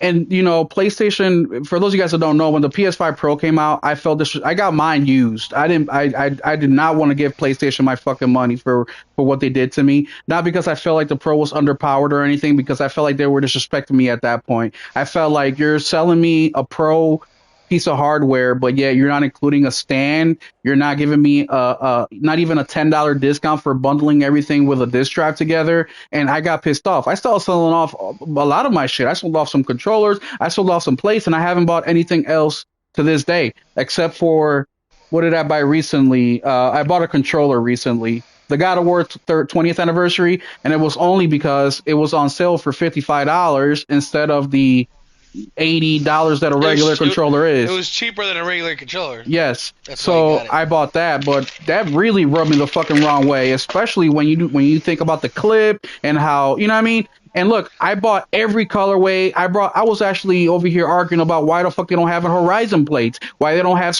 not Spider-Man, Last of Us plates, why they don't have fucking Uncharted plate. Like Hmm. all these things they can do. These things are so cheap. They're cheaply made. It doesn't take very much. Heck, Xbox kills them in that aspect. The customization, Yeah, the all that they kill them with that. PlayStation can have something similar too, but they have this. I don't want to say Nintendo thinking, but they have this fucking. I don't know what the fuck they're thinking because some of the things they do, they focus so much on their console, their games, the money they make, but yet they leave so much money on the table at the same damn time. It just doesn't make sense to me how two things are crashing with each other. Uh, Morgan, what do you think about that? yeah, they're really almost like Apple-esque with their kind of design Yeah, philosophy. Like everybody's got to be the same, and if you are going to be different, it's going to be in the way that we determine we you're going to be determined. different. Yeah, You know, so it's they've kind of taken on that mantra because it wasn't even like that during the PS4. Because during the PS4, we had so many cool custom ass different yeah. PS4s. The Spider-Man one that was fire. The all red. Didn't they The have a Death God of War one Stranding too? one. Yeah, that was like gold. Like like they had some really creative stuff during the PS4. And then we got the PS5, and with the introduction of the fact that the plates were removable, we were all excited about that because we were like, oh Hmm. man, that means we can have so That many makes it so possibilities much of different easier. designs, You right? don't Just have to pop make a this whole off. motherfucking console. You just Exactly. I goddamn don't have put to. that bitch on there. Exactly. I don't have to pay another $500 just to get something custom. It opened up the door for possibilities, and then PlayStation is just like, yeah, we opened that door, but we're kind of gonna keep it locked though. it's Yeah, it's just it's really upsetting because we could have had so many cool designs by now that I know. I I feel like think they could that have would have made been an very extra hundred. profitable. You want to make money? That's a free like 50 to 100 million a There year you in go. profit that you're just. bro. You know what I Yeah. mean? Like Leaving on the. Henry, I don't know. like Henry says, Destiny. Death Stranding. There's just so Yeah. much IP, right? The IP that they covet so fucking much, but yet simple 50, $60 plates where they can sell a couple 100,000, make a few $1 million real quick. I mean, we know they do, right? They put out a Spider-Man. Shit, they You sell can out do it so for quick. third-party games too and get a cut too, because Exactly. Exactly. it's just Stellar Blade, I Yeah. would have bought some of that shit. Yeah. Exactly. Yeah, it's just I don't know what the fuck is going on. It's like it's so simple, but yet so fucking complicated. Especially, especially when you have nothing going on for the last couple of years. You have no fucking Mm-hmm. games, my guy. At least give us something to fucking talk about. You know, fucks. Help me spend my fucking money. You tell me you're not excited about Marathon? I'm not. You're not Henry looking is. forward to. Henry is. Don't. I normally wouldn't join you in talking shit about Marathon, but I did a lot of that with Henry, so now I'm gonna help him out and be like, don't you say that. That is gonna be Gotti, I will say Marathon and does look a lot better than it did it initially. did. They've done a lot of improvement, so I hope it does well for the people who actually want to play it. Look, I'm gonna tell you guys something too. You guys may not like what I'm gonna say, but I played the Marathon beta, and I think Marathon is way better than Arc Raiders. Oh, I'm gonna that's say it. that's fighting words. That's I fighting think words. Arc Raider made people a pussy. Nobody wants to Oh, fight anymore. Everybody wants to kumbaya and go grab fucking garbage off the floor so they can upgrade their garbage ass guns and fucking give each other hugs and yeah, kisses. that's what I said. I played this and I'm like, this is a garbage collecting simulator, dude. Bro, trash, garbage. But yeah. But Marathon, I think it's gonna be better than I Arc feel Raiders. like I'm getting off where you're on a secret mission. Get some toilet paper and we need some wire and the players. Like what? Bro, and the What the crazy fuck are we thing talking is, about, dog? Marathon is a beautiful game. It plays really fucking good. Like, it's like, man, come on, you guys have something here. But look, and that's just a me thing, right? The game is obviously very successful. It blew up a lot of careers on social media, so it's doing well. But it's just me. I regretted buying that thing. I wish PlayStation had a Steam return policy because I would have returned that bitch after an hour. What, And Arc Raiders? yeah, I blame Yeah, I Henry hate that for game. that because he's my friend and he plays it, so I wanted I to. played the beta. That man. told me right there I didn't want nothing to fucking do I with did that game. too, and I was a fucking moron. I'm like, oh, $30 instead of 40, okay. But here we are. But let's continue with the accessory conversation because PlayStation ain't the only one out here putting more shit out. We just got a new Joy-Con colorway from Nintendo, except that is $99.99. Morgan, do you think that this new colorway that you can't even see the color because once you plug it in, the color goes away is worth That's literally $100? what I was about to say. I think, Nintendo's design philosophy when it came to the Switch 2 was a very interesting choice. I don't know if people thought, the design people thought ahead of time about, selling the Joy Cons and other specific color waves for the Yeah, Joy Cons, because obviously if you're going to do different colors, it's going to be in the same place that the original Switch 2 colors are, right, which are on the inside, where once you put it on the Switch you can't see it. So it's like it kind of defeats the purpose unless you're playing with like the Switch with with the Joy Cons off and like separate, and you're playing like that. But not a lot of people do it that way. So it's like, what is the point now of colors? They've kind of shit the bed with that situation now, because yeah, it's like there's really no reason to even have varying colors because no one's going to see it. So mhm, honestly, I think they should just get rid of this design, not of the Joy-Con itself, but just of the color. Like they should just yeah, just to start coloring the black. Just yeah, take off that black piece, make the whole thing whatever color that they pick, the yeah, lilac and green or whatever the color. Just do the entire Joy-Con the same way they did with Switch 1, bro. because this is not going to work. When I bought my very first Switch, which it wasn't even for me, it was for my son. It was Christmas of the year 2020. His very first console ever. He was 4 years old, going on five. I was looking at which Nintendo Switch to get him, and I bought the Fortnite edition. Not because I gave a fuck about Fortnite, but because the Fortnite edition had one Joy-Con that was blue, one Joy-Con that was yellow. And I'm like, bro, this shit looks fire. And that's why I Yeah. bought it. Not because I got fucking VCs or V-Bucks or whatever the fuck it's called. It was because of the colorway. And that's one of the big complaints that people had with Nintendo in general, right? It's like, okay, yeah, the Switch 2 more upgraded, all that, but yet you have the same fucking everything else, right? Everything looks the same. Even the IO, what is it? The UI system looks the same. It's like, is Nintendo being disrespectful? Meaning saying, "Oh, these motherfuckers, they will buy whatever, so we'll put the bare minimum out, and then will drop feed it to them to make more money, or do you really think that no, this is the best we can do? I mean, I think Switch knows their consumer base, and this is no insult to Nintendo fans, but Oh, they I seem to insult them. just kind of They're weird. take whatever Nintendo hands Grown out, adult right? I playing mean, fucking the Switch as a full as their main. Get the fuck out of here. listen, I kind of rolled my eyes ever since I saw the way they disrespected Pokemon, and people are just kind Oh of yeah. they support it anyway. Which, by Like the way, A to it's Z is one of the first Pokemon games ever to go on sale this fucking fast by yeah. Nintendo. FYI, for those of you guys that are like, yeah, it's successful. I'm Yeah, like, it's so successful that a Nintendo game going on sale. Get the fuck out of here. It's I'm yeah, sorry, a Morgan. game these don't go on no, you're sale good. for 3 to 5 years. Exactly. These construction paper I didn't backgrounds buy that they it. My kids were have, like, "Can I get it?" I'm like, "Y'all got Velvet. It's better. You're good." Yeah. the no lighting. I'm just like they don't care because it's just like they're gonna eat it up. So who cares, right? And that's kind of the philosophy that Nintendo seems to have with all of their products. Like, not saying that the Nintendo Switch 2 itself is terrible. Like it's a good It's device for what it decent. is, Yeah. but it's just it seems like they are aware that they can do like the bare minimum threshold and they'll be perfectly fine. Like people will Yeah. accept it. They'll take whatever we get, and that's why it's like they were like, yeah, this lilac and green or whatever the colors for this new Joy-Con. Oh, they'll eat that up. But sir, it's only on the inside. Who cares? Kind of They're like gonna be excited. is it kind of like PlayStation, or does PlayStation have a little Oh bit yeah, more like I PlayStation's don't buy right none of there. their shit because it's all Like terrible. if Nintendo is like a more 10 extreme? at not caring about what their consumers think, I think PlayStation's right there around 8 or 9. Yeah. Okay, Like that's a good way to put it. I agree with that. yeah. What about you, Mister Fucking Fake Nintendo fan? You say you're fucking going to Nintendo, but to this day I you're don't still buy a playing on lot of PlayStation. off-brand. I don't buy a lot of off-brand, or what do you want to call them? Fucking collectors or fucking super colors or any of that bullshit, unless I need a controller. So I don't buy a lot of these accessories. I don't need them. I buy what I need. Well, so So I my didn't even whole look at them. Is what I'm saying.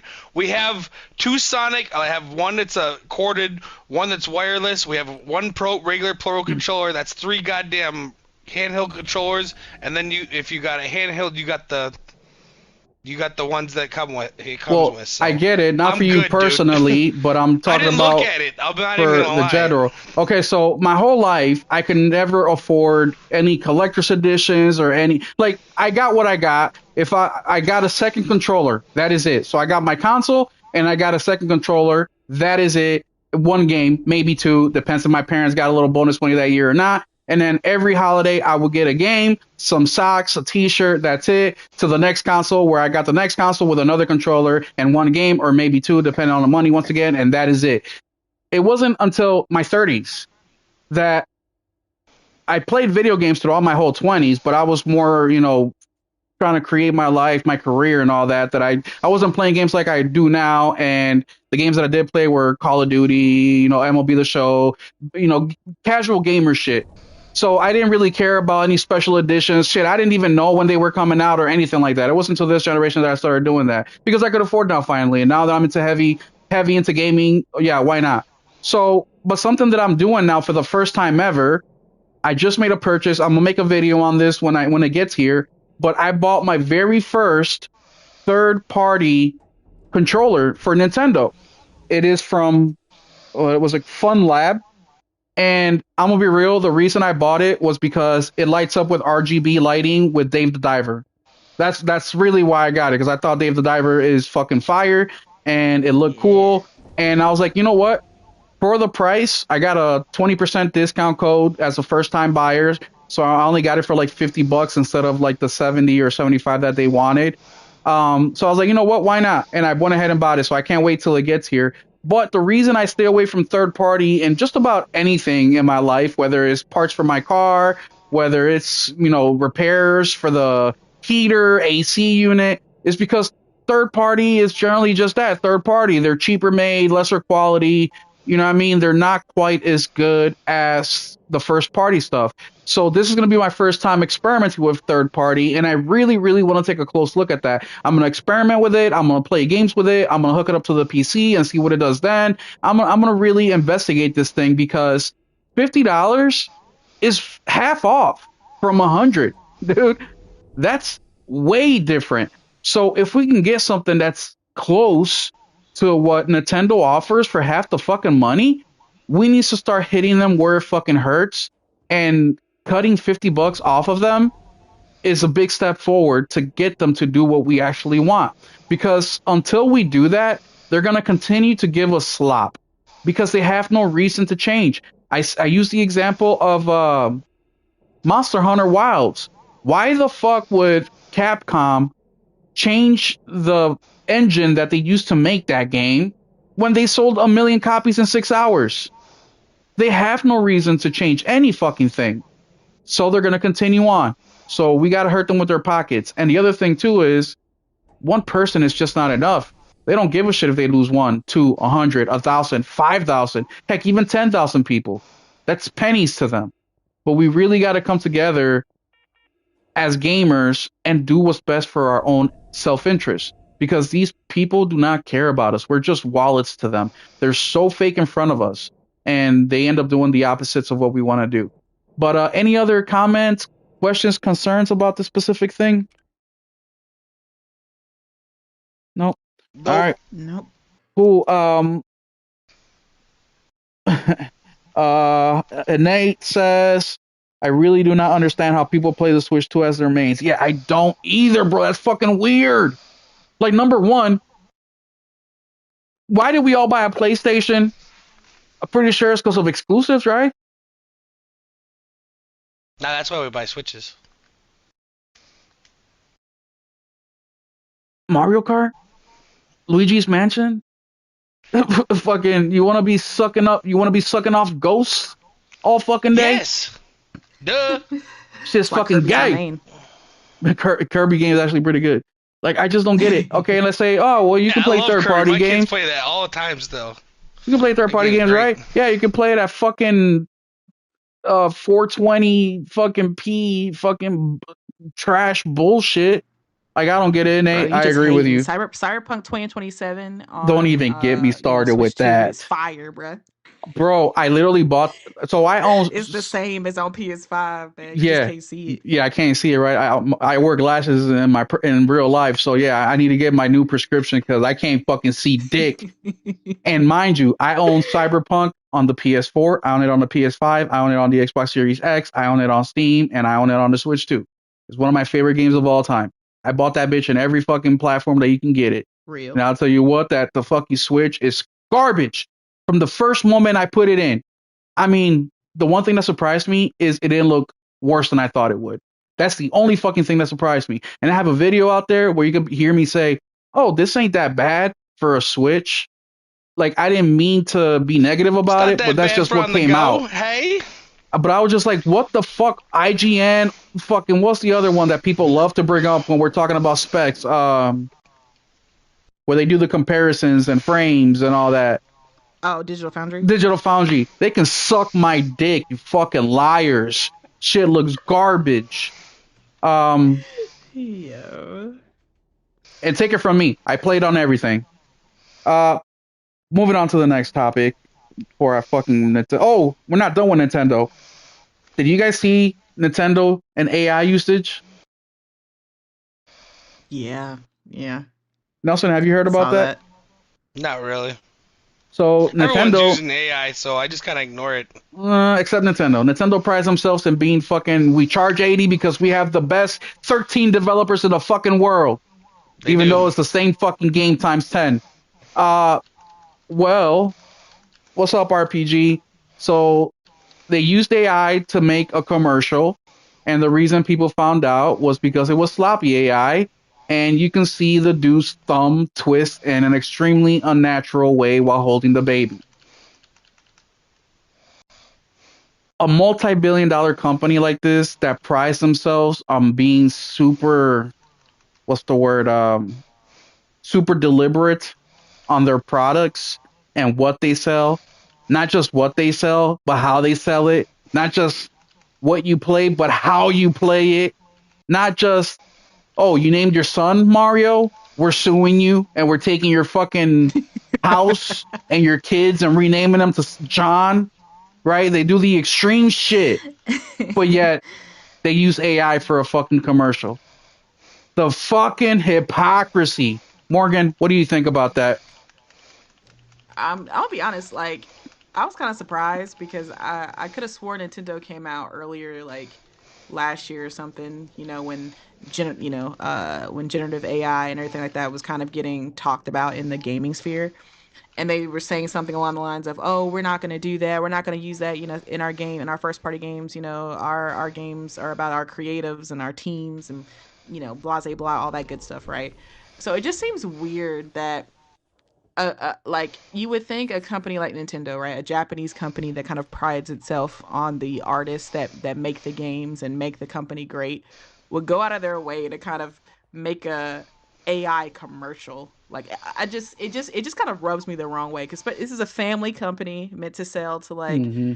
families and people who are playing these cooperative games that come together, and it just kind of rubs me the wrong way that they would feel the need to make an AI like why like Nintendo Yeah, has a crazy bag. For what reason could they not just hire actors for this 30-second commercial to for whatever the product was? I really don't understand, but it just kind of goes to show that you really can't trust these companies, man. Like they're gonna say one thing, but they're yeah, gonna find a loophole. Like They're we were gonna just do talking what about makes them games. We never money. said anything about commercials. Like like but this is kind of the situation we're in with this whole AI. Like it's the greed. It just brings out the greed. Not yeah, that these companies weren't already greedy, but it yeah. just brings it to another level. Now that they don't, the less we have to interact with humans and use them, the cheaper production can be, the better for the suits at the end of the day.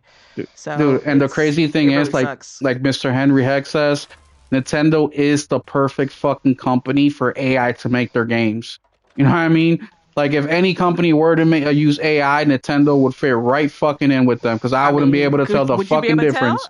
Exactly. Hell I'm gonna say, fucking would you nah. be able to tell with the lack of detail in a lot of their games? It's like Hell shit. nah. We might be playing a AI game now from Nintendo. We wouldn't even know. Exactly. So yeah. So I don't look. They want to. I don't care if they use AI. I really fucking don't. The thing that I care about is their fucking hypocrisy. These motherfucker try. I mean, they do the most. Look what they're doing to Power World. Look what they're doing to gaming overall, and trying to fucking put these gaming mechanics under what's that called? Like trying to copyright or trademark. Yes, Patent. yes, patent and shit. Like, bro, you guys didn't invent every fucking thing. You guys sold cards for all your fucking life. Like, you've been doing gaming for less time than you did your other business, which was playing cards. Shut the fuck up. Go worry about making a Mario movie. Go worry about opening up another fucking theme park. And you're out here trying to fucking take gaming mechanics that other fucking people like. I just cannot stand them. I think people that fucking suck Nintendo's dick are some of the worst people on earth. They're fucking arrogant. They're fucking narcissists. Nintendo is bad for gaming. Anything else you guys want to say about that? You're ready to Nope. move Let's on. go Nintendo. Uh, So we know that Xbox has went third party and they're putting shit out all over the place. But one of their studios that to me has been going kind of crazy, and by crazy I mean they've been going hard. They've been producing a lot of games. Is Obsidian? They went hard, and not only are we gonna get Avowed in the next, well, I think a couple months, but we're also gonna get it with some upgrades. We're gonna get some new things on there, which is amazing, and it's nothing new. It happens a lot when an Xbox game comes over to PlayStation. The shit they didn't get on Xbox, they give it to PlayStation. We understand why. They're selling buku over here. They're getting the sales numbers that they couldn't even dream over an Xbox. But the thing that I want to talk about, we can get into about a little bit, but the thing that I really want to talk about is they had an interview with one of the developers of Avowed, and they said they're working on four new games. Four new games. Mind you, they've already released Grounded 1, Grounded 2, Avowed. What was the other fucking game they released? They've released a few games already this console generation. It's one more than they had in development before because they had Grounded, Avowed, and I forget because their fucking games just kind of are farts in the wind. But Pentiment. Pentiment. yeah, fucking yeah. Oh But god. the point is that how many Xbox studios? Oh, Outer Worlds 2, like they're Yeah, working how their did ass that do? off. They are working Yeah. their ass off, especially I, when you compare the other Xbox studios. Nobody is even this close. What's making them different over on the Xbox side? How is Avowed doing this when no they can't even, like, you guys know they can't produce any fucking games over there? How is Avowed doing it, Morgan? It's a good question because it's kind of the same way with when you look at like Insomniac on PlayStation, they were able to put out like 3 games back to back, like at the beginning of the generation with Ratchet and Clank, Miles Morales, and then Spider-Man 2. People were just like, damn, y'all really are Insomniacs. Like y'all do not sleep, And now Mm-hmm. they're gonna have Wolverine this year, right? Like it's it's where just you're an at in your insane pipeline output. too. They'll Yeah. all come out in a matter of like 3 years too, but none of them are probably coming over the next 3 years. You know what I mean? Yeah, I think when you just like there are just some teams that are just really in sync, right? They know the layout, they know how to work together, they know how to get the production pipeline in a way that facilitates great game development without hindering, other teams, right? I think, they have these multi-team layout that's able to just just They produce aim these smaller games at a too. high They aim level. more realistic, I think. Yeah.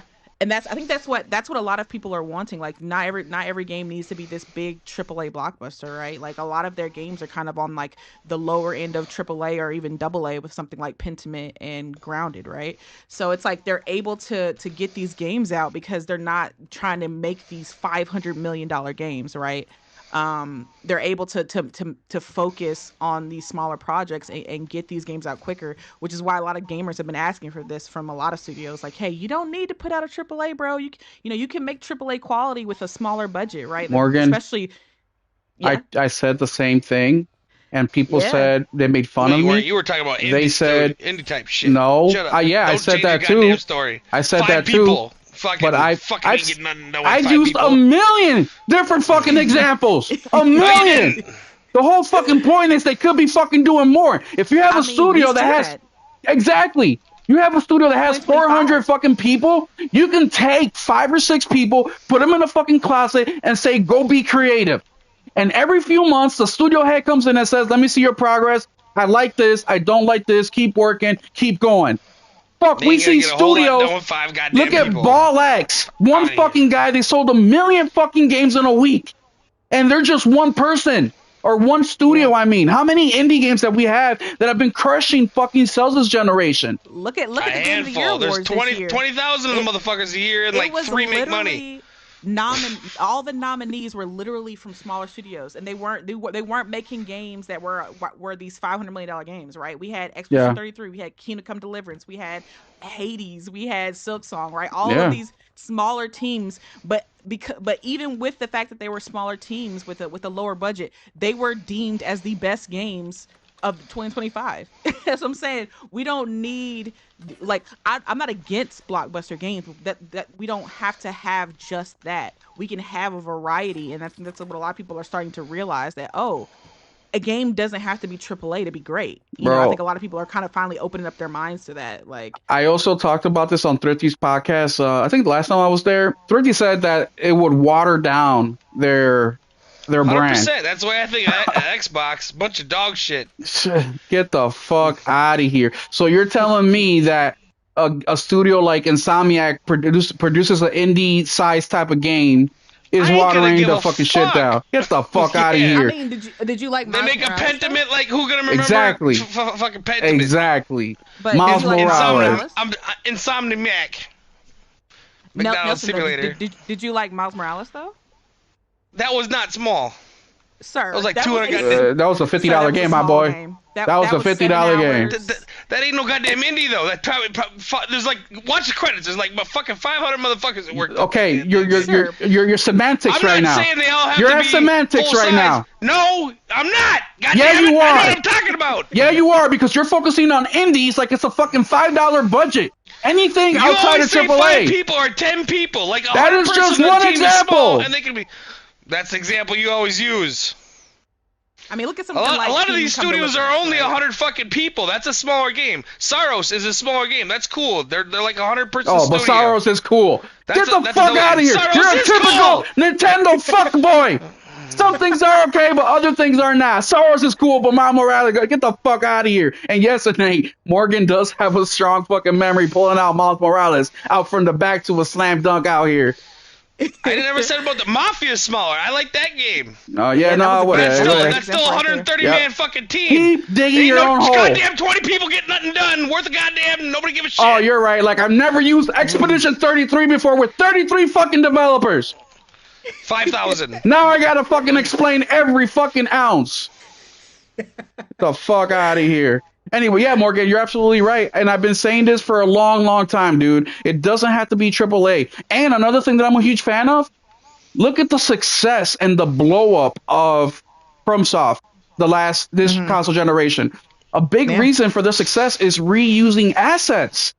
Yeah. And their gamers don't care. Their gamers are buying the shit. I'm okay with that too. Look, I always use the 360 era, PS3 era as an example. They used to make Mass Effect 1, 2, and 3 within 5, 6 years, right? A lot of Yeah. asset reusing. That is okay too. Just add on.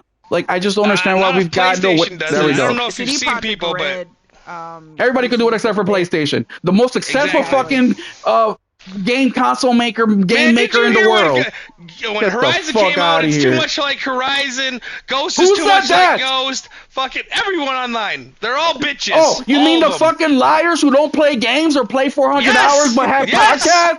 Those people that you Exactly. fucking idolize, they could suck my dick too. The Xbox fan base. Fucking.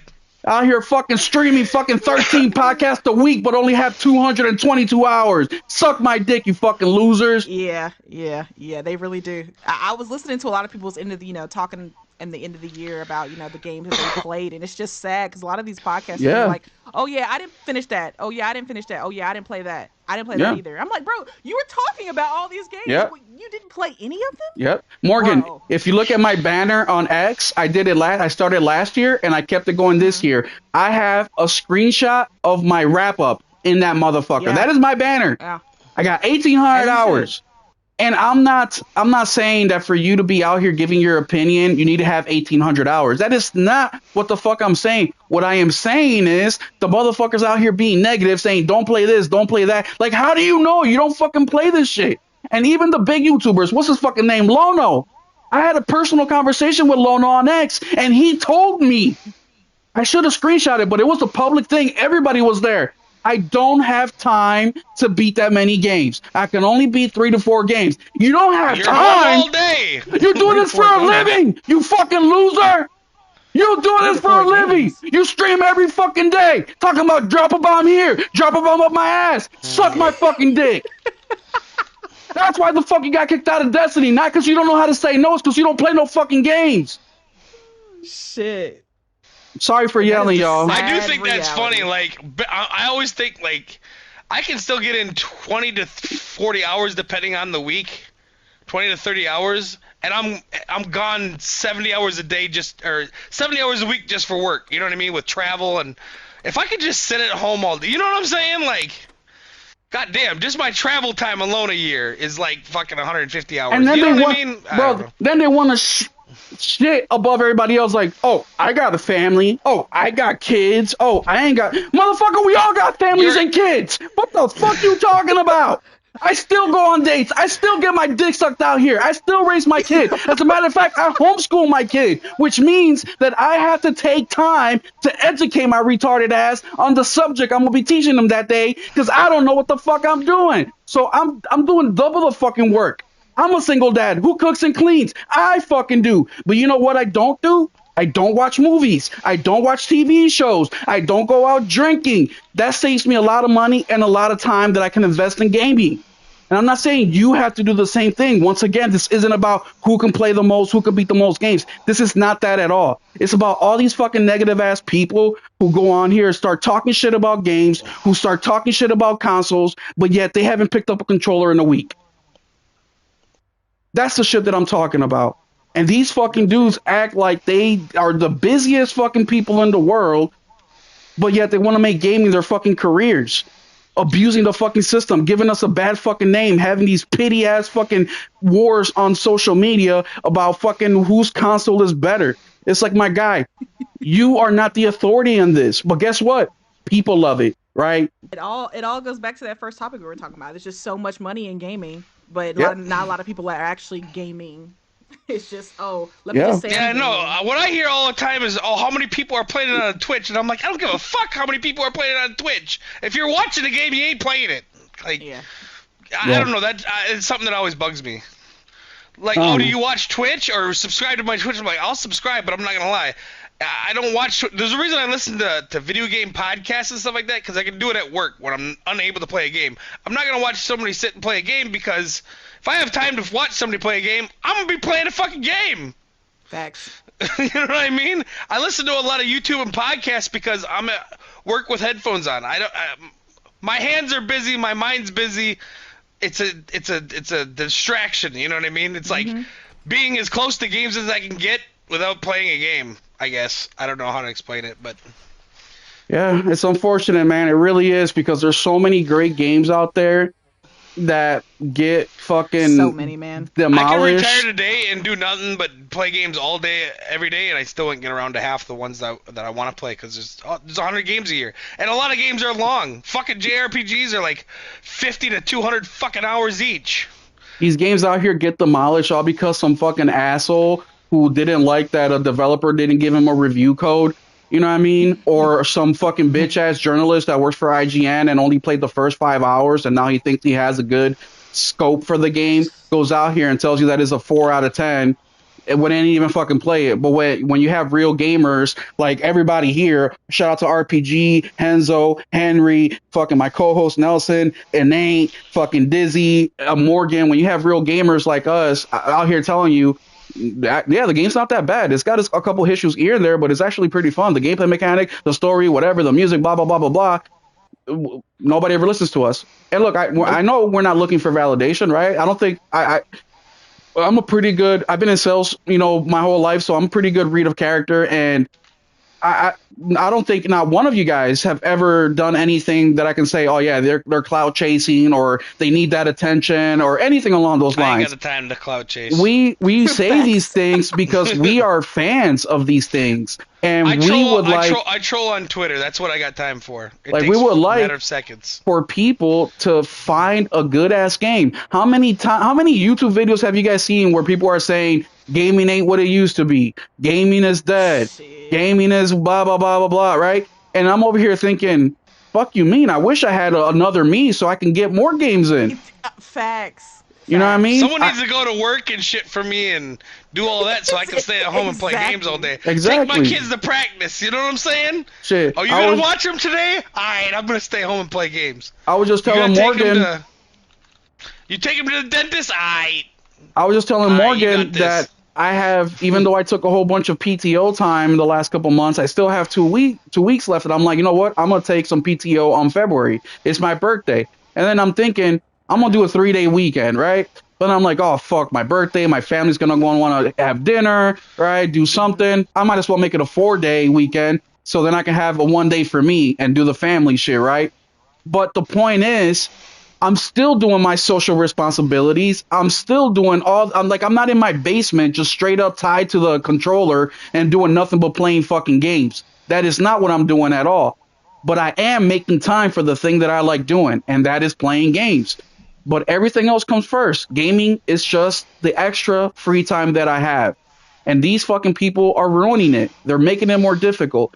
And I don't want to give these developers a free pass or anything like that. There's so many things that they have to work on to make these games better. They need to stop putting out games half-assed, buggy, fucked up. Absolutely.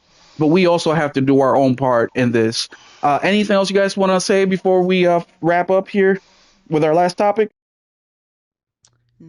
No. All right. So I the have a very question for Morgan. Is there a physical copy of Dispatch? Because I want to get no, that. there isn't. No. Well, I I might wait. wish. I might wait. Because I'm probably going to go. And does GameStop, if you pre-order something, will they deliver? Yes. Cool. I'm gonna do that when I go up to the VA. and you get free delivery. You're a pro member, you get free delivery Yeah, after about to say if you're a pro $50, I member, think. yeah. Sweet. Right. Bet. I'm gonna order that when I have to go to the VA. That's the big thing. The closest GameStop to me is like 35, 40 minutes away because they closed all the ones that were closed. Yeah, they closed the one that was close to me. I was so pissed off. I had two within 25 minutes of me. One was 15, one was 25. Both of those are closed. Shit. Yeah, no, it's yeah, and yeah. I mean, but You live in dispatches a from big us. city, Will, but me, I live out in the middle of nowhere, so fucking. Yeah, I got like 5, 6 GameStop within 10-mile radius. Yeah, if I lived in Minneapolis, I'm sure there'd be tons too, but I don't.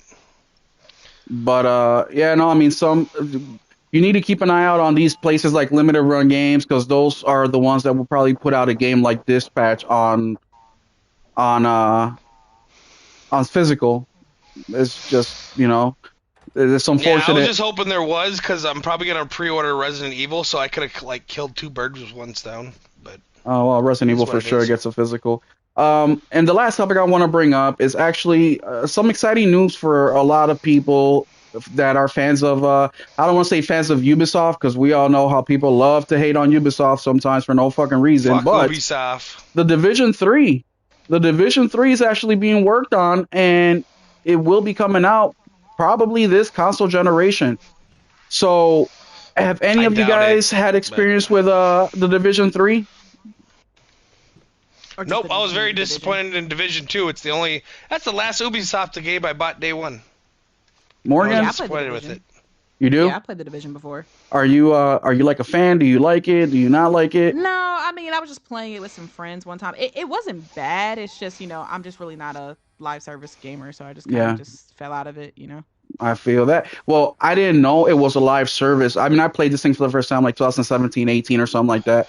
And bro, the concept of that thing is so fucking cool. Like I loved everything about it when I pop it I do in. too. It's just kind of I'm like, mediocre though. oh I don't know. The God. dystopian kind of thing. Yeah. Yeah, dude, like that's so dope. Like you're a fucking a special forces or whatever the fuck that's on the DL until they really need you, and they do need you. Like, man, I just thought that was so fucking cool. And the fact that and people say you can play a single player. I'm like, I get it, but Yeah, it's not the It's not the same. it's not the same. same. No, it's not the Yeah. same. And That's this the one's gonna biggest be in thing too. I DC, fucked up, right? and I bought Division 2 on Xbox, and I bought it when it first came out. Good luck finding people to play with. You know what I'm saying? Like, Yeah. Yeah, but I so had an Xbox One X, so I was trying to buy most of my third-party shit on there. But the problem is finding people to play with. yeah, it's I'm I always I'm look at my friends with, and they all just watching fucking TV. I am looking forward to seeing the. I'm not like super hyped for it or anything, but I am looking forward to it. Um, just because I wonder, they haven't done one in what 8 years or something like that. So Yeah. I It's really been a would long like to time. see what the graphics will look like, what the gameplay mechanic will look like, and the game is a PVE game. So I'm just interested to see how good it is. Because look, Helldivers was a surprise to me. I'm not a Hmm. multiplayer gamer, but I love that game, right? Yeah, that was fun. Playing it right The, Yeah. now. so there's a I few play it every goddamn day. live service games that on the surface I'll be like, yeah, no, fuck that, I don't fuck with live service, but This is the last live service game I played like this Because was me and you are the motherfucking same. Well, we Destiny are 2. cooperative gamers, so we can do with PVE. We yeah, can deal with that. You know. yeah, we're very similar. I mean, fuck, even the games that I'll we play like that PvP people if I'm make on a fun of team, for. you know what I mean? Like a Hmm. squad or something. But if it's just me fighting other people, I don't find it as Can I enjoyable. say I don't something know. controversial? Oh. No. Well, it's my channel anyway, so fuck it. So I think that live service gamers, and Henry, I know you're gonna look at me different, but I think live service gamers, the people, and then Henry's different because Henry plays both. He beats games, but he does enjoy his live service. But the people that strictly play live service, that say single player games are boring, I think those people have issues and are A learning dependent. disability or something? They're dependent on social Interaction. interaction. I Yes, the, I the the gun and They ball don't have friends in gamers. real life. Yeah. yes. Yes. Do you guys see that as well, or is it just me being Yep. fucking? That's what Oh no I no think. That's no why no, that is PC. I absolutely think that's 100%. Yes. why most of the money in PC is like MMOs and shit like that, because this is those people's real world. You know what Yeah. I'm Have you saying? ever watched anybody who's been predominantly a multiplayer gamer play a good single player game for the first time? It's like life changing for Oh them. They're yeah. like, oh my god. Yeah. You know what? I saw a lot of that during Expedition 33, where they were like, Yeah, "Holy shit!" Wow. I'm like, "Yeah." yeah. Especially like the anti turn based guys, and they're Oh trying my it for the first time. goodness. Like, oh my god, I wait, Well, don't. it's I actually don't good. even consider Expedition as turn-based. I consider it a rhythm game. No, not a If I gotta rhythm block game. somebody 74 times, we ain't taking turns. man, you ain't had to block him 74 times. You play that bitch on easy mode. You'll maybe max 5 times. They still Oh attack you a man, lot. That is true.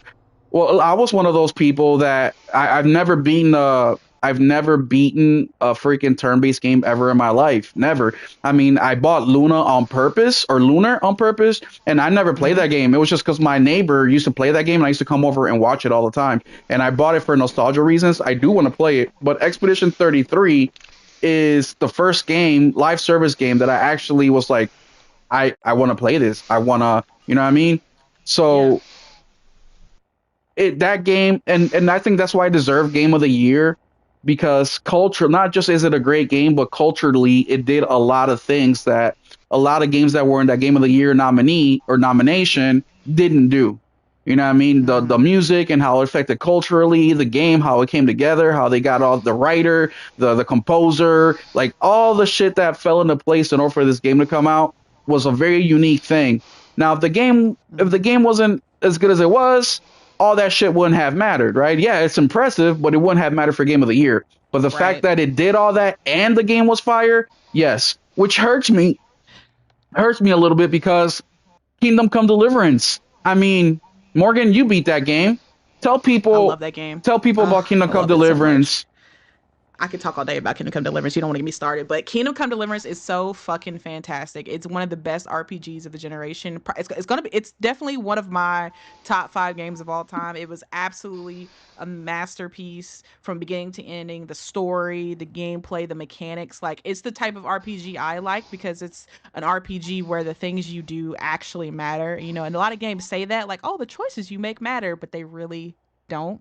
No, in Kingdom Come Deliverance 2, they really do. Like everything you do matters, right? You promise a guy that you're gonna help rob, like, a house with him that night. You better be there that night because if you're not, he'll rob the house without you, and you'll show up and you'll talk about it. And he'll be like, you weren't here, so I did it without you, so you don't get a cut. Like, like the days move on regardless of what choice what you're doing, right? So it doesn't revolve around you. So if you promise to do something a certain time, you got to be there, or the day's gonna move on without you, right? You're playing Henry Scallots, the guy who's just like an ordinary guy, but he's like, he has greatness thrust upon him, right? You're in a situation where you're trying to get two kingdoms to kind of coalesce and come together, but some bullshit happens and you got to start from the bottom, and it's so fantastic. I recommend it to anybody who's really into Western RPGs, but you have to remember it is like it has a lot of sim features as well, so you have to like eat and sleep and things like that. You have to take care of yourself. Yeah. If you stink, people will notice that. They'll tell you that you stink, and they don't, merchants don't want to do business with you. Like everything that I know. happens I've heard you say that matters. many times. That makes me laugh every Yes, time. like it's so hilarious. If you are walking around town without a torch, the guards will stop you because they'll think that's suspicious. Like they'll be like, "Okay, it's nighttime and you don't have a torch. What's up? Like that's illegal. You need to have a torch." And then you light the torch, and then they start talking shit like, "Oh, I see why you didn't have a torch. You ugly as fuck." I'm like, "Oh, what?" Like, yo, it's so funny. It's just so fantastic, and I was so happy to see that it got a nomination because I thought it was gonna They be didn't one win that kind of RPG of the just. year. No, it Oh, he didn't didn't. win that one either. No, What the Expedition fuck? got that. Expedition Oh, that's swept bullshit. everything. I That's was that's bullshit. that's what I said. I Oh, said you're it right. should have You're got. right. We talked about that. Yeah. Yeah, it should have got RPG of the year. I absolutely 100% think it should have got RPG of the year. Expedition can win Game of the Year. It was deserved, but Kingdom Come Deliverance 2 definitely deserved RPG of the year. Fantastic game. I'm like the DLCs are out. I'm gonna be replaying it. Like I kind of want to play it on hard mode where there's like literally no map and you have to ask like townsfolk how to get everywhere, and they're Mm. like, "It's west, 3 clicks," and you gotta figure you have to figure it out. Like I low key want to do that. But yeah, fantastic game. 10 out of 10. Cannot recommend it enough. If you haven't played the first one, it's okay. The second one kind of does like this little intro that kind of tells you everything that happens, and it's a pretty good synopsis, so you'll know what happened in the first game, because the second game picks up exactly where the first one left off. It's like season 2, right? So yeah, Yeah, fantastic I game. heard people say it's the closest to like a medieval simulator that you can Yes. get, Closest. and I fuck Absolutely. with that so much. I felt like a knight. Like I low key felt like it's like when it comes to the combat, in any other kind of game, like RPG or action game, right? You can there's 10 guys, enemies, it's whatever, right? You'll do your little moves and you can kill them. It's no big deal. In this game, if you run into more than like 3 people, you really have to be like, do I want to do this? Because the combat makes you fight like as if you're in like the 1300s. Like you were sitting there moving your directional button in the direction of the person. So if they're hitting you like from the top, you have to come from the bottom and hit their weak point. Like Yeah, you're actually having to fight you're that for way. real So fighting. yes, you're for real fighting. So if they surround you, you're basically going to be fucked. You have to keep them essentially in front of you and keep them from, getting around you and ganging up, because if they do, It's they're like going they're being in going the to kill you. military. You don't want people getting behind you.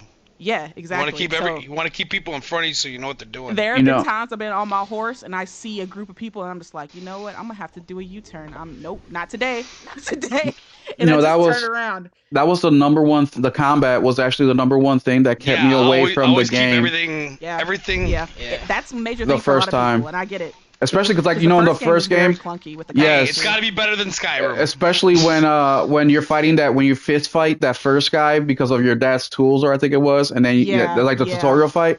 I'm like I couldn't Yeah, it win was it, terrible. but when They finally definitely they made it kinked it out in smoother. the second game. Hmm. So I bought the game day one. I bought I think the gold edition, or whatever the Yeah, highest you yeah, can yeah. get. It was the gold edition. Yeah. But I actually went on a rant on that because I was like, man, y'all motherfuckers, and he couldn't put a fucking a booklet. You couldn't put anything in this, anyways. But I was pissed about that. But I have so much respect for that game that I just so you know, I haven't beat it. I haven't played it more than like 10 hours. And the Hmm. reason I haven't done that is because I got so much respect for the fucking game that I've been waiting for a time where I don't have anything going on, where I'm not looking That's forward real. to something, so I can give it my fucking attention 100%. Yep. Like it's got this reverence in my library that I don't. It sounds silly, right? But I just don't want to disrespect it with any distractions because I know it's one of those games that you're gonna wish you could replay it for the first time again. Yeah. You Yes, know what I yes. mean? And that's how I played it. I didn't play anything else while I was playing it. Like it was just my sole focus, and I had a great time with it. I think that's the way you should play it too. Cuz Yeah, it's a kind of game, if you leave it for a while too, you'll you forget forget. exactly how to do everything. You'll forget how you set your character up, what the Yo, story Ghost was. was like So, that for me, dude. Like I played Ghost of Tsushima, and then mhm. a few months later the PS5 came out, and I started playing that shitty Assassin's Creed Valhalla game.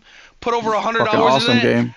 I went back to Ghost of Tsushima, and I spent all my time kicking the shit out of my horse like I was some goddamn Oh, bro, animal that's the abuser. worst. Yeah. And then in combat, I had it on medium. Keep in mind, this is New Game Plus. I am OP as fuck. I put it down to easy for a while to get bearings. I got my ass kicked for an hour because I was used to just spamming triangle.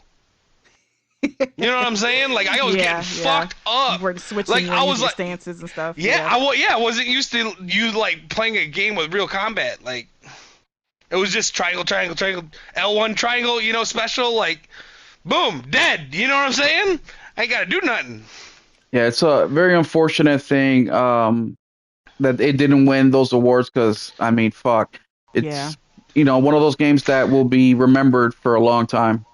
I I wish they wish I would could talk erase about my shit before memory they for that game so I voted. could play it again. Yeah, I wish they would talk about this stuff before they vote, because if they know something's gonna go one way, like, yeah, we're just gonna give this game all the fucking awards. You know what I mean? Like, it's gonna win. Because if it was Game of the Year, it's like, okay, it don't need all the rest. You know what I'm saying? Like, yes, Henry, it's I just don't like know. For Honor Combat, just like For Honor Combat, bro. Um, Oh, is it? Okay. I haven't played For Honor. Yeah, it's where it's a you have to be very precise. It's not an action adventure combat. It's Yeah. not identical to Kingdom Come, but it's very similar. Where you got to push up to hit up, push down. You know what I mean? It's very similar to that. You got to counter. You got to do that. And if I could deal with it with Kingdom Come and even sort of enjoy it, which I still think is the weakest part about the game for me personally that I don't like. But the game is so good that it's the nuisance is not that much. But for Honor, I couldn't deal with it. I had to put the game down. I just couldn't deal with that type of combat in that type of game. But if you love that combat, man, you definitely got to try Kingdom Come Deliverance 2. Even if you just play the story and just look, it did Kingdom Come does the thing that Todd Howard wishes he can do in his games, right? The Yes, decision that's what I making, said. That's what I the said. Yes. Morgan, you got my brain inside of you, dude. Like, give Yes. it Yeah. back. I I need it, listen. I've been shitting on Bethesda. Like they've been slacking, bro. They bruh. need to pick it up. They need to pick it up because other Western RPG studios are like eating their lunch. So they need to pick up the Yes. slack. Hopefully they'll do it with the Elder Scrolls that whenever the hell Oh, that come comes out. on, dude. I just played. I did a will play with no internet Fallout 4, and that game came out in 2017, and it plays like a game from '05. Like it's like I just don't think Bethesda has. I don't know why people love them so much. I really don't. Is it maybe because of PC gamers love it because they can mod it? Like I don't like The I don't mod know. community is very good when it comes to Bethesda games. They add a lot of quality of life improvements to them. So I think that's why it's especially popular on PC because you get a bunch of you can do a bunch of creative and cool stuff with their games in when it comes to the mods. But yeah, outside of that, it's honestly the mod community is holding up Bethesda. To be Oh, honest, because they've they been for fixed a lot of decades. stuff Yeah, for Starfield yeah, especially. Like I heard that Star Wars mod is fire that they yeah, recently released for yeah. Starfield. They say So it plays, the same, but it's just a Star Wars world, and yeah, it looks cool. If yeah, it I does look knew how cool. to fuck with mods and shit, I would install it in my PC now that I have one. But that means I gotta buy the game again, and I don't Yeah, think you have it's to worth buy it. buying it Yeah, again because I own it on PlayStation. But whatever, eventually it'll be on sale for $2. It's a Ubisoft game; it always does. Um, but let's real quick before we wrap this up. We have Morgan. I want to take advantage of Morgan. Well, that sounded bad. I don't want to take That sounded advantage of bad. Morgan. I want to take advantage of Morgan being here because she doesn't like us that much, so she only pops up what every like once a man? year. No, don't even do that. Don't even do Okay, that. dude, I told you the doors are open. You can come on whenever you want. You haven't asked me. You haven't told me once. You don't Oh, gotta I'm ask me. sorry. You can just say, "Hey, I'm Okay. coming on this week," See, and you're gonna regret saying that because then I'm just gonna pop up and be like, n- wait, Morgan, this No, I that's wasn't fine. no. ready. You see I've me been thinking about conversations with popping up on Nelson. Otter Players again, like a lot recently, but I'm never fucking home on Saturday, Hey, which is why hey, I'm never home. I offered myself to Innate for I basically threw myself on the bed with a red thong to Innate, and he's like, all right. He ain't recognize. He's like, all right. I'm like, come take it. He don't want to give it. I would love to chop it Damn. up with you guys. I haven't asked Nate to be on here either, just because I feel like Nate don't want to waste his time on this little small podcast. But I think I'm gonna ask him to join us soon because I love Nate's take as well, and he's another gamer. He's a gamer's gamer. So, He but plays more hours than all of us. oh yeah, absolutely.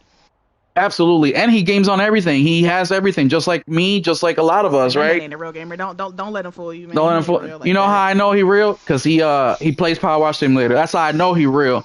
Yeah, Because he because fucks with it. I forced him to Oh, play that it was you? because yeah, he didn't recognize the greatness, but Oh then my once goodness. I Gee, I made him wonder play, why. then he Fuck out started of asking here. me to play. He was like, hey, you wanna play Power Rush? Don't He got don't addicted to it. Yeah, don't listen to Nelson. That the game is greatness. it's great. It's It's fantastic. so good Fantastic. that I'm like 2 trophies away from the platinum, but I haven't done it on purpose. You know what I mean? Like I want to keep like feel like I got Hmm. that chase, like it's no fun if it's easy. You know what I mean? You want a little bit of Yeah, that chase, and true, that's why I true. left it there. And people, bro, did I tell you that people in the Power Wash community are hating on me? Did I ever tell you Wait, this? why? Because Power Wash Simulator 2 or the You took all the developer contracts. has been something similar. They've been posting about, oh, we got new couches and new, of these fucking things that you can buy with the money you get. And I'm Yeah, like, I don't want this shit. Drop that fucking where the maps at? DLC. Where the maps at, People are bro? like, "You're lucky you're getting anything at all," and I'm like, "I'm fucking lucky, bitch. I'm because of people like me. They're making this fucking game. Fucking mean I'm lucky." They're like, "Yeah, it'll be out within the next 6 months." I'm like, "That's too fucking long, my G. Like, y'all need to, get on that Yeah, shit." I need those new maps ASAP, Yeah, please. and you Thank already know they you. go hard with the DLCs, bro. They get so many Yep. IPs, and like I buy everything from them. Like I don't, you know what I mean? Like I whatever. Mm-hmm. But yeah, no, and yeah, and Nate, that firefighter simulator, I got like 70 hours in that bitch. Like I already beat the Mm-hmm. game. I'm on the DLC. I'm on Parker's story or something like that. It's Oh called. damn. Yeah, oh yeah, man. I love firefighter sim. I played the first game, the second game, which is a new one, is way better. They cleaned up. It's still a little buggy. It definitely needs some more tweaking and some performance. Some a little bit better optimizing, I think, but this is way better than the first one. But yeah, no, I love those type of games. They're just distractions from the heavy RPGs that we sometimes get into that are See, 60, 70 hours exactly, long, and exactly. it's a good game to kind of cut, what do you call that? Whatever, mix it up a little bit. Yep, I agree. But thank you guys so much for hanging out with me on another episode of the State of Gaming podcast. And I want to give a huge shout out to each and every one of you guys for showing up. And Nate, Dizzy, Crash, Henry, RPG, Henzo, who else? Whoever else I'm missing, man. I know there's a lot of you guys in here tonight. For those of you guys that are not chatting, thank you so much for listening as well. And for all you guys, Queen Miku, hi, bro, where you been? She says RDR2 was my first single player game after playing multiple multiplayers live service stuff for years. So yes, I can confirm it's a life changing experience, especially since it's my Yeah. favorite game of all time. Hey, didn't you just say that, Yep. Morgan? Yep. Fucking Facts. fire. Facts. And that's a I'm playing Facts. great RDR1 game right now. to do it with. Red Dead 2. Mm-hmm. I just saw a video. Oh, so we have Nate, thank you. We actually I saw a video clip that they found another secret new thing in Red Dead 2. After all these years. Yeah, I saw that too. I was like, yo, I bet you there's more too that people haven't Oh, found that yes. Rockstar put in there. Yes. So I mean them dudes, and it just sucks because that's a very strong IP. It's like I can't believe they dropped it as quick as they did, no DLC, no, Yep.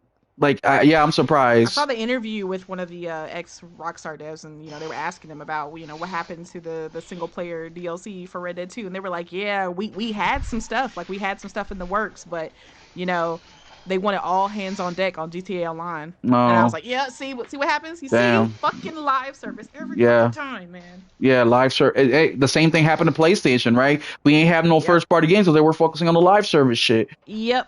It's Yep. just, bro, when I know I'm being a little facetious and I know I'm being very jokey and shit like that when I say that live service games ruin gaming, but I really do feel like that, especially as a single player gamer. Now, that may be a little bit of an exaggeration, but take a look, man. I was going to talk about, there was an article out there about the top 5 games played on Xbox and PlayStation. And I decided not to bring it up because they're the same games we know, right? Call of Yep. Duty, Roblox, Minecraft, and Fortnite. Fifty Fortnite. percent. Fifty All that. percent of all spending is done on the top 10 games.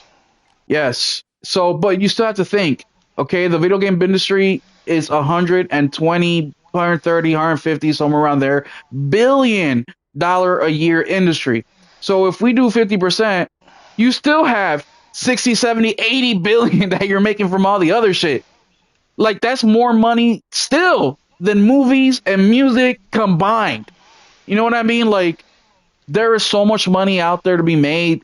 I just think that Microsoft, number one, needs to stop treating employees like they're disposable and utilize them better. They can be, imagine if their games were actually of quality, how many more job applications they'd be putting out there instead of laying people off, right? I mean, there's a reason PlayStation paid Bungie $1 billion extra just for employee retention, which sucked because the management pocketed that shit, gave a couple bonuses out, and that's it, right? Mm-hmm. But that's why they're in the position they are today. And now PlayStation's grabbing by the throat right before they stick it in with no lube. You know what I mean? So Yep. yes, I want that mental scene in your head. Yeah, it popped So up. there's I know some of y'all be like, that's how I prefer it. Not in the game industry, okay? I get it, y'all kinky motherfuckers. There's a time and place, But yeah, free pizza party, right? Where they fucking buy one pizza for 15 people and cut the same slice 5 times. Um, Mm-hmm. but there's time and place for this stuff, and that out of all my complaints about the video game industry is exactly that the mismanagement. There's just so much mismanagement from the money to the way they develop games to the way that they market it to the way that they announce it. Like they just mismanage so many things, and I'm not saying that I know better than them because I don't, but there is some common sense that seems to be lost here. And also, I've never been part of a team that is half creative and half executives. That that's got to be a tough thing, you know, because creatives are creatives, executives and business people are business people. They're as polar opposite as you can get, and having to work together, it can't be an easy thing. So I give them a lot of credit for that because we still are getting these games, and occasionally we get the 1 in a million light year or 1 in a million light years, 1 in a million years person who is both a creative and a really good business person, right? But those are few and far in between, and I think we need to start training, and that's why I think that Shuhei leaving PlayStation is a big loss because he's one of Yes. those talents that no matter how many people he trains to replace him, will never do what he did. You can't teach 30 years of experience. No. And the dude is a gamer. He loves what he does. He loves indies. He loves games in general. So I think we need to focus more on that and create opportunities within ourselves than going out there. That's what the corporate world does in general, right? And look what happens every year. They're laying more people off, even though their profits are skyrocketing. It's just a fucking mess. But I'll let Morgan say her goodbyes and where you can find her at and all that info. And please go follow Morgan. Well, like I said, she's a gamer's gamer, so she can definitely bring up some games that you may not have heard of that she played that you might like. Yeah, guys, thank you for having me. I always love talking to gamers about games, like actual gamers, because it's a very stimulating conversation. We always get, a really good conversation going, and I always walk away with a great recommendation. So I'm definitely gonna be playing the trucker game. I put that in my wish list, so that's definitely gonna be next. Nice. Thank, yeah, thanks a lot, Will. You always distracted me with like another indie. So, Hey, jeez. that's what I'm here for. But you guys can find me like every Saturday on the Otter Players podcast at 5 p.m. Eastern Standard Time. Most likely 6 though, because we always run late. But we'll eventually show up. But you can always find me on Twitter. At Chill Bandit, talking shit, mostly about games though. And looking forward to whatever 2026 has, to throw our way. Hopefully, good news this year. Yeah, I'm excited for this Xbox Direct coming up. me So too. hopefully, They always hopefully have a good we'll see show. some, yeah, we'll see some good surprises there. So yeah. And the thing I love about the Xbox Direct the most, which they've been doing consistently now for a couple of years, is they Mm-hmm. drop something day and date. Yep. Shadow drop. And Yep. and I think that I think instead of doing the one last big thing, that should be the one last big thing for every show. Now I get it, it's gonna be hard, but look, even something simple as a demo, that goes a long fucking way. You know what I mean? Something tangible. Mm-hmm. You're excited. You know, you just saw a show with some games you want to play, and bam, now I can play one of these, even if it's just a demo. Like that's fucking Yep. fire. And Xbox, as shitty as everything they do is, that's the one thing that I can give them Hey, did huge props PlayStation on. do that with the Silent Hill shit? Mm, You know what I'm talking Oh, about when the they had that movie or whatever? no, not PlayStation did that, but Capcom, not Capcom, Konami did that. Yes, Konami didn't yeah. have a show. I think they were at the PlayStation show, weren't they? yeah, they dropped the Silent Hill stuff. There's a yeah, couple it was things. a demo. There's a demo and there was a short. It was free. It was like a movie type. I never Oh, did you're play talking it. You know about what I'm that? talking Yeah, about? that Silent Hill phone game or whatever the hell it Yeah. was. Hmm. Yeah. Yeah. Yeah, That was free. yeah, that Yeah. was exciting. I mean, I played a little bit of it, but it got pretty boring, and I stopped. Yeah, that's what I heard. Yeah. But that's just another thing that you know what I mean. That's exciting when they fucking do it. You know what I mean. So, otherwise, go follow Morgan over on X. Nelson, let the people know where they can find you at. Nelson Gaming 12 and Nelson Gaming Culture on YouTube. There y'all have Abandoned, right? Wasn't it? I think Henry said Abandoned. I don't know if it No, was called Abandoned. No, Abandoned. No, no, Abandoned he's was the being a was that. smart ass. Abandoned was that game that got abandoned, right? That never came into Oh, fruition. yeah, from Yeah. Kojima, I think it was. No, not No, everyone Kojima. It was thought it that was that that even though was they the thought it angle was that dude was Kojima, trying but to it was that play. yeah, it was Because he some was one doing the whole developer. when Metal Gear Solid 5 came out, the blue box thing. He was Mm. you know what I'm saying? He tried to play the I'm working with I still have the Kojima little angle, Metal teaser Gear downloaded on Studios. my PlayStation just in case anything happens with that, but Okay, nothing has ever come with that game. so Henry's being a fucking smart ass is what you're saying. Yeah, yeah. Okay. See, Henry, y'all live service gamers are something else, man. I'm all for shunning live service gamers. Like, Shout out to Blue shame, Box. shame, shame. Nelson, where can the people find you at? You already asked that. Oh, well, you got another opportunity. Where can the people find you at? Nelson Gaming 12 everywhere, but YouTube it's Nelson Gaming Culture. There y'all have it. And I just want to make a couple quick announcements. So I am learning this fucking PC. It is a slow fucking burn just because I don't have any interest to work on that motherfucker outside of work. But I am learning some things. Shout out to Nate for giving me a couple tips on OBS. And I think it's called OBS. So I am slowly going to be transitioning the podcast over to OBS and Discord, which is going to be great because I'll be able to show you guys more shit on the screen. It will be easy for our guests either way because they have Discord on their consoles, so they can play their games while talking to us. Yeah, they can be on Xbox or PC Or PC, fucking whatever. phone or whatever. Yep. So it'll make it easier for us to get new guests who may not necessarily want to sit in front of the PlayStation while we stream this. And also, I just want the flexibility to be able to show you guys shit because there's so many topics we talk about where we're thinking of something. Like right now, that Silent Hill F demo where I could have just And pull up the video, yeah, pull up the video, show you guys all that. And Nate also gave me a couple tips and tricks on B-rolls. So shout out to him once again. He's been a little bit of my PC guru this last couple weeks. But I'm going to be real with you guys. It's not going to happen tomorrow or next week or maybe not even the following week after that because it's just so uninteresting to me, right? But it is coming. It's coming sooner than later. The other thing, too, is we are close to 3,000 subscribers on the fucking channel, y'all.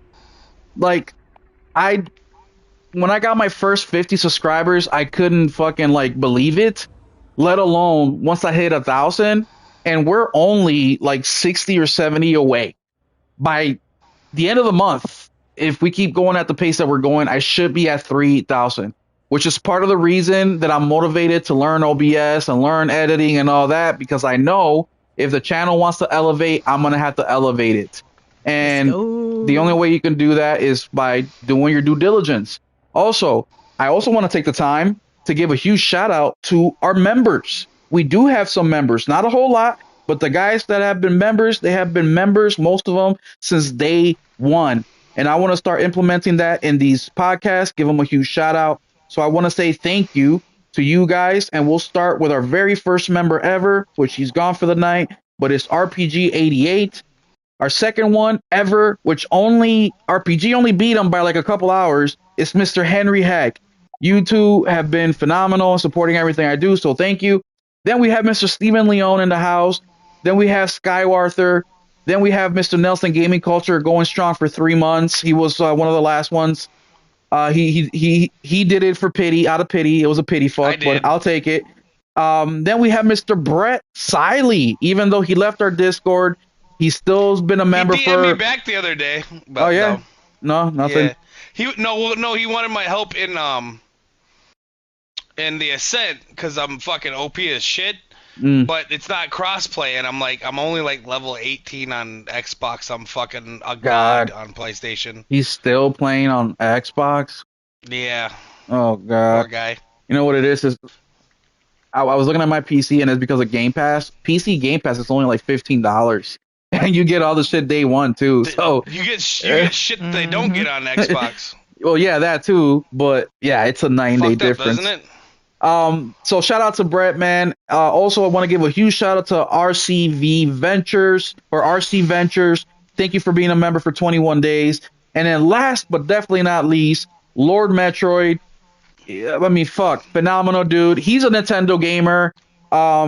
He loves Returnal. That's his favorite game of all time. So if you need help with Returnal, He will hop in there and play with you. I don't know if he'll do it with you, right? Because you don't know him. I do. He'll hop in with me.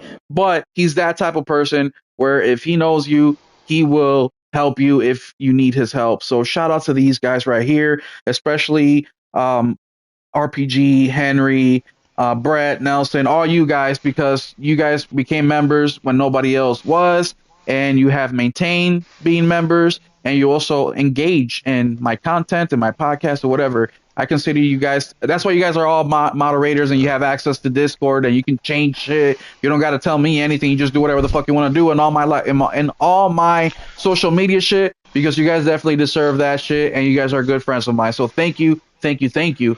I then want to I give a try to play final. with more people, but I'm a nighttime person. I the only people that really get to play with me are the Helldivers people before work. So Yeah, this it is just about is me. what it is. This is about me right now.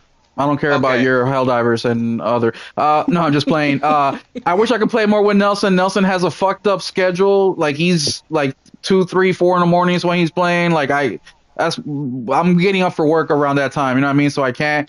But I would love it. We used to like when Nelson didn't have a I see job. you playing during lunch sometimes, but the thing is, I gotta jump in, and I only got like an hour, hour and a Yeah, me too. Especially That's on all I days when I got. go to the gym, because I get to bed at like 6 a.m. I get up at like 11 or 12.